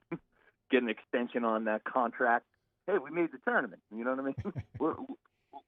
So I think that, that'll affect them. But that's what's so important. Like, if you go back to the college basketball team, this is something that I pray college basketball takes, and they've been doing a better job of those marquee non-conference matchups. that will help with the Utah State and some of the other mid-majors playing in a tournament. Used to be the Maui Classic, for instance. You have all kinds of teams. You have the high majors, the mid-majors that are able to play on neutral courts. And that's where Wichita State and some of these other schools were able to gain a lot of ground. They were able to play in a neutral court, which I love because that is essentially what the NCAA tournament is. So you really get a chance to match it. Now, I realize that it's important for high majors to go to mid-majors at times. I call them mid-majors, but, there's a lot of schools like Wichita State can compete with anybody. But it's important for them to be able to host as well. I get that. But there's nothing wrong with them being able to play in a lot of the November tournaments, which they're going to do. And that's a way where they can gain ground. Now, it is unfortunate that you may have a situation where a team won't be able to show how good they are. But I do think that if you have a team that is a non-Power 5 team, that, the committee will look at that. The committee already knows going into this season which teams, or I should say after the first, couple of months of the season, if it is a non-power team that looks really good, they're going to give them, I think they'll reward them for properly if they do have a good season, even if they're not able to play a lot of the non-conference matchups against the major teams. Pat Bradley is our guest from the SEC Network. Pat, you mentioned one radical idea about the NCAA tournament that was brought up by the ACC, that everybody gets in. We've seen it the other way as well. 32 teams in the NCAA tournament, either all the automatic qualifiers or just the 32 flat-out best teams with no automatic qualifiers. In your mind right now, what are the chances that we see a normal NCAA tournament in March? 68 teams, neutral sites, Final Four in its current place. Or are we going to see adjustments of some kind? What are the odds right now? I think it's 100%, 100%, because look at how they do this. So the first four, right, that's in Dayton, Ohio. Okay, that's a Tuesday, Wednesday. But when you get to think of it, the NCAA tournament, you get the first weekend is first, second round game. You have the next weekend, the second weekend is Sweet 16, Elite 8. And then the third weekend, you get the Final Four. So that's essentially 3 weekends where those teams go. Like if you play on a Thursday, you fly in on a Tuesday, you practice, play Thursday, you lose, you go home. If you win, you stay through Sunday. So it's already built. The way I look at it, it's already built to succeed in this. And now let's just say, the protocols are the same today that they will be in March. Okay, you test them on Monday. Everybody's cleared. Fly in on Tuesday. You're at the same hotel throughout the entire weekend. So I just think that right there is already an advantage for college basketball, because the tournament, in a sense, if you make it all the way to the Final Four, technically you're isolated for 3 weekends in a hotel anyway. So that's the one thing. When we one of my years we went to Sweet 16, so we basically were on the road for 2 weeks straight. I mean, and so as a player, not much happening anyway. You're basically staying in your hotel room the entire time unless there's practice or something. So I think it's tailor-made for the tournament to work. Pat, I want to ask you about roster management, because where you play basketball, Arkansas is kind of dealing with a couple of guys that put their name in the draft, and it was kind of up in the air. LSU was dealing with a couple of guys that were in the NBA draft. They decided to come back to school, and it's really with the NBA draft moving back, there's a lot of schools that are kind of dealing with who we're going to have, who's going to be available, who's going to be on our basketball team this year, because everything in the NBA got extended. And so these coaches really started their workouts not knowing who their guys were going to be. I know some of that's played itself out, but these coaches still don't have a full idea.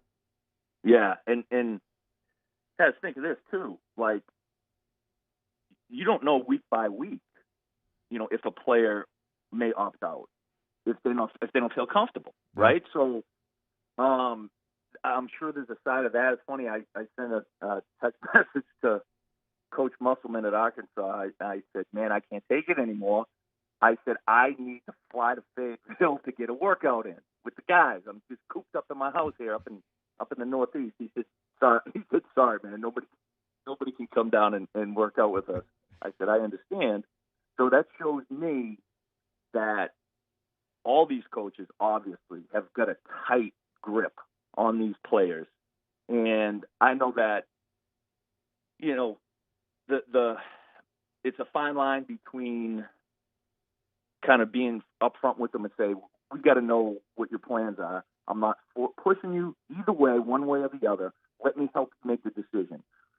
If whatever's the best decision for you, stay, go, whatever it is, let's try to make that decision as soon as possible, because not only for the coach, but for the player's standpoint, for the player's family standpoint. We just had a kid at Arkansas, Isaiah Joe, who, guys, so he declared, then he undeclared, then he went back to campus, started working out. The last possible, I'm talking, if it was August 18th at noon, you had to declare, put your name back on the draft. He did it like 11:59 with 59 seconds. So it was like the last key scenario. But I do think, in particular with LSU, you guys bring it back. I don't think the roster situation is going to affect LSU as much as some other schools maybe, because, you get your studs back. Smart, Watford's back too, right? Dave. Yeah. I've been trying to keep up. It's not easy. It isn't easy keeping up with who's coming, who's going. So you guys got a real good, solid base. Just because we brought up Arkansas, I'll give you an example. I think they have 2 guys on their roster that actually played minutes last year. Only 2 out of 12, 13 guys. So they were going to struggle anyway. The teams that I'm not going to say they're going to struggle anyway. What I'm saying is they were going to have to. It was a situation where they were going to have to find chemistry anyway. If you that's what I'm saying. So I do think they have a fantastic year, man. My Hogs, Sweet 16. Better look out, fellas. Better look out. Pat, we appreciate the time. Have a great weekend. Stay safe. We'll talk to you soon. All right, boys. Thanks. When we come back, we'll make our picks, our 6-pack for the weekend. Hanging with Hester and Hanny, 104.5 ESPN Baton Rouge. Hanging with Hester and Hanny.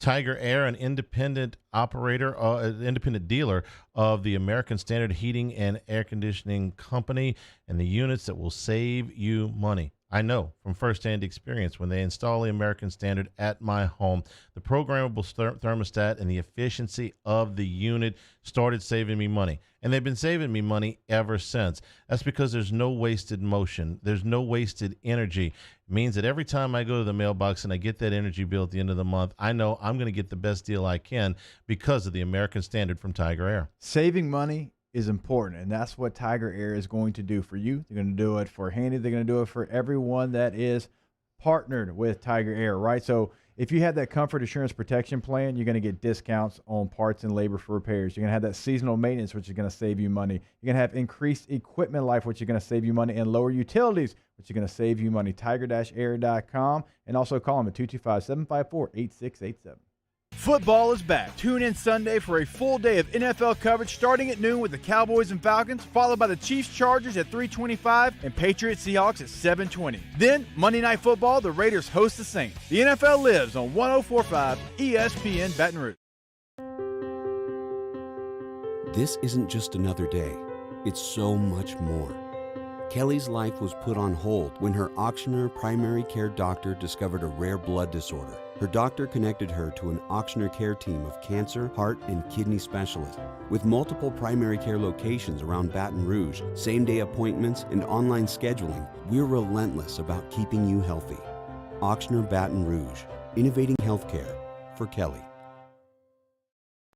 Gulf Coast Bank and Trust is a local bank with a straightforward philosophy. It's about doing the right thing for our customers. Participating in our community with annual local fundraisers. Offering individual attention in a modern banking atmosphere with a trusted local company. Gulf Coast Bank invested in technology with a local touch, giving our customers the power to bank anywhere, anytime. We're building relationships through personal service as the bank that cares about you. Gulf Coast Bank and Trust, the bank that cares about you. If I built a van, it would do more than haul. It would carry my entire business. I'd make it available in dozens, if not thousands of configurations. It would keep an eye on my fleet. And an eye out for danger. If I built a van, I'd make it available in diesel and gas. And I'd build it right here in South Carolina. Introducing the all-new Sprinter, starting at $33,790. Built in the USA. Mercedes-Benz. Vans. Born to run. I've been doing business with Luba for 25 years. They're dependable, trustworthy. It's just the attention to detail with our clients. Our folks have years and years of experience. They're highly trained professionals. But many companies have that asset. What I'd like to think makes Luba a bit different is that we use those talents in a way that truly is dedicated to serving the needs of the folks who depend on us. Gulf Coast Office Products is a nationally recognized Savin office equipment dealer based right here in Louisiana. Over 100 employees strong, Gulf Coast has the boots on the ground to support all vertical markets, from education, engineering, legal, and finance. With the latest in office technology, from desktop to production segment units, Gulf Coast and Savin have the perfect fit for you. Call 225-756-2644. That's 756-2644 for Gulf Coast Office Products. At All-Star Toyota, you get it all. If you're in the market for an all-new Toyota vehicle, come see our friendly and knowledgeable sales team at All-Star Toyota. Located in Baton Rouge at the corner of Airline and Goodwood, we've been serving our community since 2005 by offering a large selection of new Toyota cars, trucks, and SUVs. Get behind the wheel of your dream car and take a test drive at All-Star Toyota today. ServiceMaster Elite. Hey, it's Matt Moscona inviting you to join us for Friday's AFR, presented by Don Juan Cigar Bar. It's a football Friday. We're previewing the college and NFL weekends, and Terrio's in studio. Join us Friday, 3 to 6, 104.5 ESPN Baton Rouge.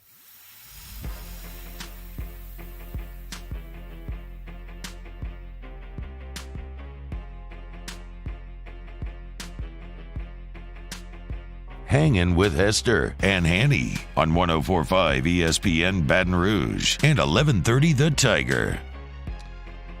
So we come to the six-pack portion of the show, brought to you by Richard's Honda, home of the warm and fuzzy feeling. Give me your standings right now. Let's see. So I've been 4-2 and 4-2 back-to-back weeks. So I'm sitting at 8-4. 8-4. 8-4. All right. Where am I? You are 6-5, I believe. Yeah. 6-5. Yeah. It's going to bug me all year that you've picked one more game than me. I almost want to go back and pick that Arkansas State game.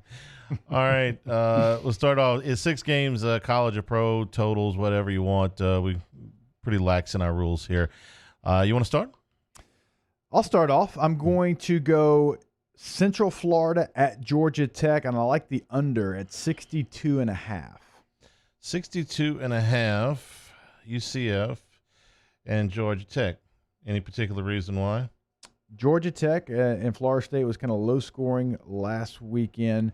Georgia Tech, I think, is a good defensive football team. I don't think Central Florida can put up the type of video game numbers that they typically put up within their own conference against Georgia Tech, and I know Georgia Tech, with a freshman quarterback, is not going to keep up their end of the bargain either. Okay. My first pick is the Pitt Panthers. They play Syracuse. 21.5 is the number. I'm going to lay it with Pittsburgh. Syracuse last week managed a 3-1 turnover edge over North Carolina and still lost by 25. The game stayed a little bit closer in the score than the yardstick would have indicated because of the turnovers. That was the one thing that kept them in the game. Once North Carolina got to the point where they could hold on to the football, they just ran away and hid with this thing. Dino Babers, who I like an awful lot, and used to be one of my go-to guys as far as, they were covering machine for a couple of years there, came out and said after the game, we're going to need 3 or 4 weeks to get this together. When your head coach says and like I said, we know Babers a little bit with the LSU series, and then I followed him a good bit. Good coach, doesn't have the goods this year. Give me Pitt, minus the number. All right, my second pick is going to be UL Lafayette minus 15.5 at Georgia State. I realize that when you look at this one, you're probably thinking, is there going to be a letdown? You had a big top 25 road win, the first in program history, but I still think UL Lafayette is far superior to Georgia State. Probably going to be playing there at Old Turner Field. I still like UL Lafayette to cover 15.5. Cajuns minus 9 players for this trip, but only one of them is a starter. So keep that in mind. I'm going to go with an in-state team as well. I'll take Tulane minus a touchdown against Navy. Listen, maybe I've just got that Navy game against BYU in my head. I don't think you can fix that many tackling problems in 2 weeks. I know that their staff, admitted that they made a mistake in their pregame prep, but like I said, I don't know if you can fix all of that quickly.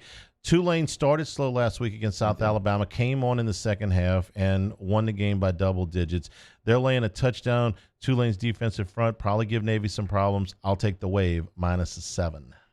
All right, I'm going App State minus 5.5 at Marshall. So App State didn't do what they were thought to do in week 1. Marshall went the other way. Marshall wins by 50-plus points against Eastern Kentucky, so I think that's why this line is as low as it is. I still think App State is the better program. App State still ranked in the top 25, getting less than a touchdown. I'll take App State minus 5.5. I'm going to the NFL from the rest of my picks. Week 2, you get an overreaction from week 1 that sometimes gives you an advantage where point spreads are concerned. Teams that look terrible in week 1 bounce back in week 2. Almost happened with Cleveland last night. Burrow got in the back door for Cincinnati, but I'm going to go with teams that have looked terrible in the first week that I think are getting a few too many points. I'm going to start with the New York Giants. Last week, just demolished by Pittsburgh. I mean, the score may not have indicated just how much Pittsburgh dominated that game, but we all saw it on Monday Night Football. The Bears won a game they probably shouldn't have won in Detroit, a drop by DeAndre Swift that would have given Detroit the game. I think 5.5 is too many to give the Giants, even at Soldier Field and mostly empty Soldier Field. Feel like this line ought to be about 3. And with 5.5, I'll take the value. I'll take the Giants. All right, I'm going to stay one more time in college football, a game that I told you and Playboy Marty about early in the week. Louisiana Tech plus 5.5 at Southern Miss. Southern Miss, new head coach. They fired their head coach after the loss to South Alabama. I know Louisiana Tech has dealt with some numbers issues because of COVID-19. Seems like they do have their numbers a lot better. Louisiana Tech's a better program. This is a game that they've won in the past. I like Louisiana Tech, even if the line was anywhere towards Louisiana Tech, plus anything for Louisiana Tech. I like the line. And I'm getting 5.5 points. I'm going Bulldogs. One of the more surprising teams last week was the Green Bay Packers. They beat a very good, what we think is a very good Minnesota Vikings team and put up a lot of points doing it. Aaron Rodgers looked like the Aaron Rodgers of old. Lions should have won the game at home against the Bears. Again, that swift drop. I think that this line, Packers and Lions, again, ought to be a field goal, maybe a field goal and a hook. Instead, it's 6.5. I will take the Lions plus 6.5 and what I think is a few too many points. Got a theme going here. All right, I'm going to go to the NFL. Chargers versus the Kansas City Chiefs under 47.5. And again, I don't think the Chargers can keep up their end of this total. I think the Chiefs are a team that showed you in week 1 they want to commit a little bit more to the run, so you're going to eat up some clock. You're not going to score maybe as fast. So I like the Chargers versus Kansas City under 47.5. Another team that looked absolutely awful in week number 1, the Miami Dolphins. The Bills won their game against the hapless Jets. I mean, by the way, I'm not backing the Jets. They look terrible just because they are terrible. The Bills going down again on the road. Not the fans, but the heat. We've seen these Northeast teams go down to Miami in September, and sometimes they fade a little bit late in the games. Happened to the Patriots a number of times. Again, this is a line that probably ought to be around a field goal, and instead it's at 5.5. Give me Miami at home, plus the 5.5 against the Buffalo Bills. All right, this is the first one of the season that we're going to be going head-to-head against each other. I think that Josh Allen in week 1 proved that he is ready to take that next step, get into a new tier of quarterback in the NFL.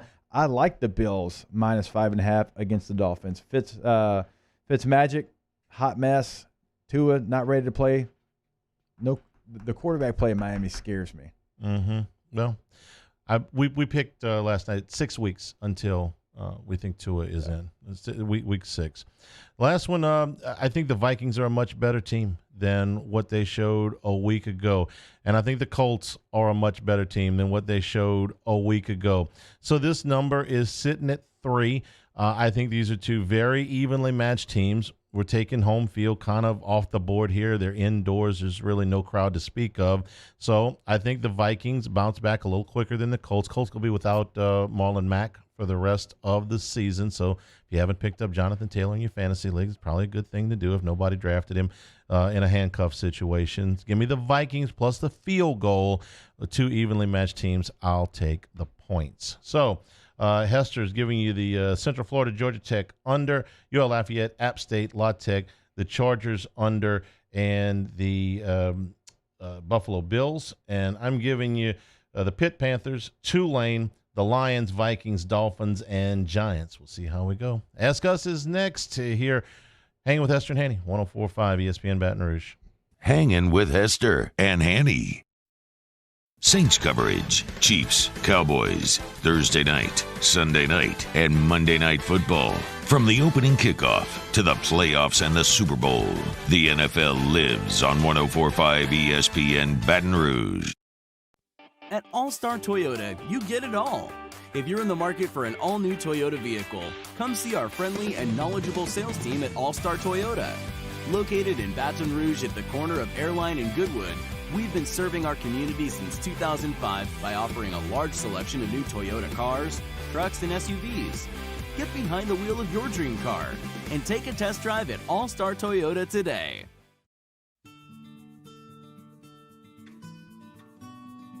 This is a house call. This is a follow-up appointment. This is a diabetes checkup. This isn't just more convenient care, it's more advanced care. This is innovating healthcare at Louisiana's #1 hospital, Ochsner. To all of our heroes working on the front lines of this COVID-19 pandemic, your bravery and selflessness represent the very best of us, and we want to say thank you. I'm asking everyone around the state to join me in celebrating the heroism of our healthcare professionals on the 19th of every month at 1900 hours, that's 7 p.m. Write a note of appreciation, make plans to donate to charitable organizations, or say a prayer. To learn more, visit 19thanks.org. Thank you, and God bless. Gulf Coast Bank and Trust is a local bank with a straightforward philosophy. It's about doing the right thing for our customers. Participating in our community with annual local fundraisers. Offering individual attention in a modern banking atmosphere with a trusted local company. Gulf Coast Bank invested in technology with a local touch, giving our customers the power to bank anywhere, anytime. We're building relationships through personal service as the bank that cares about you. Gulf Coast Bank and Trust, the bank that cares about you. I've been doing business with Luba for 25 years. They're dependable, trustworthy. It's just the attention to detail with our clients. Our folks have years and years of experience. They're highly trained professionals, but many companies have that asset. What I'd like to think makes Luba a bit different is that we use those talents in a way that truly is dedicated to serving the needs of the folks who depend on us.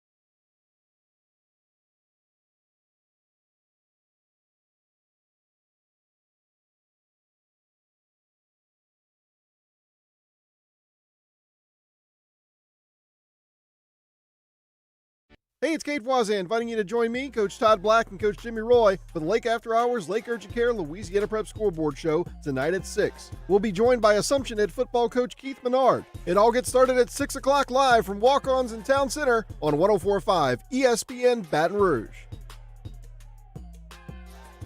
Hangin' with Hester and Hanny on 104.5 ESPN Baton Rouge and 1130 The Tiger. Week 2 in the NFL.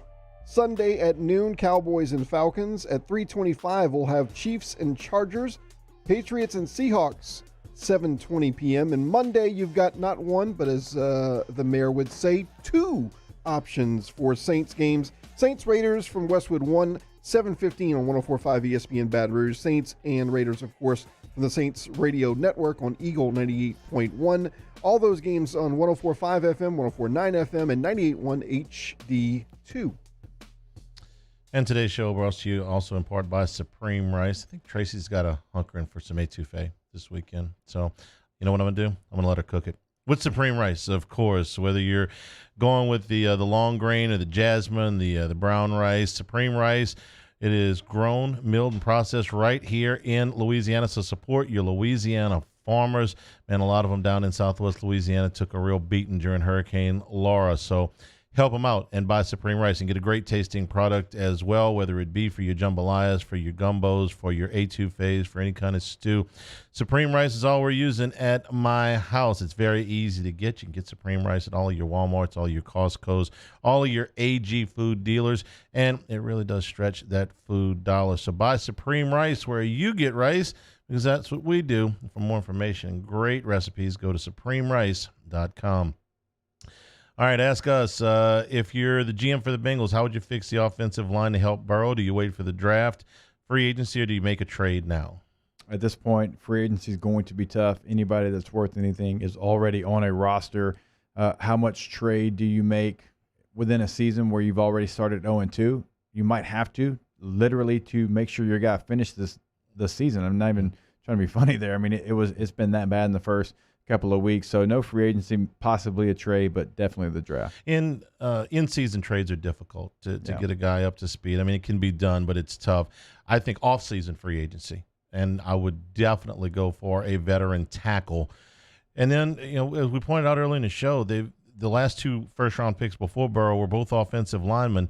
One of them hasn't really played that much, and the other one hasn't worked out at all. Yeah. So they tried, but so far this is okay. Real quick, this is where we talked about when Burrow was drafted by them. Why are people down on the Bengals? Okay, Mm-hmm. It's because they do things on the cheap. Because their scouting department is not as well rounded, is not as diverse, is not as big. There's not as many guys. I mean, look, the Saints draft really well, or have since Jeff Ireland came along.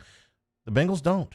I mean, they just haven't. So, ask Jake, if I sent you some mini cinder blocks and a mini mobile home, would you take a wheel off the pink Cadillac and prop it up on the cinder blocks and put the mobile home behind the Cadillac? Yeah, you bet.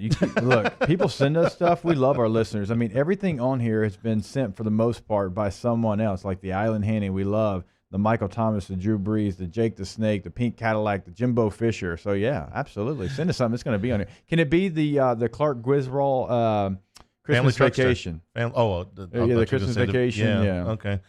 Ask Charlie, what would the score have to be next Saturday to get a Fire Coach O call on the post game? Fire Coach O on the post game. Listen, you never know.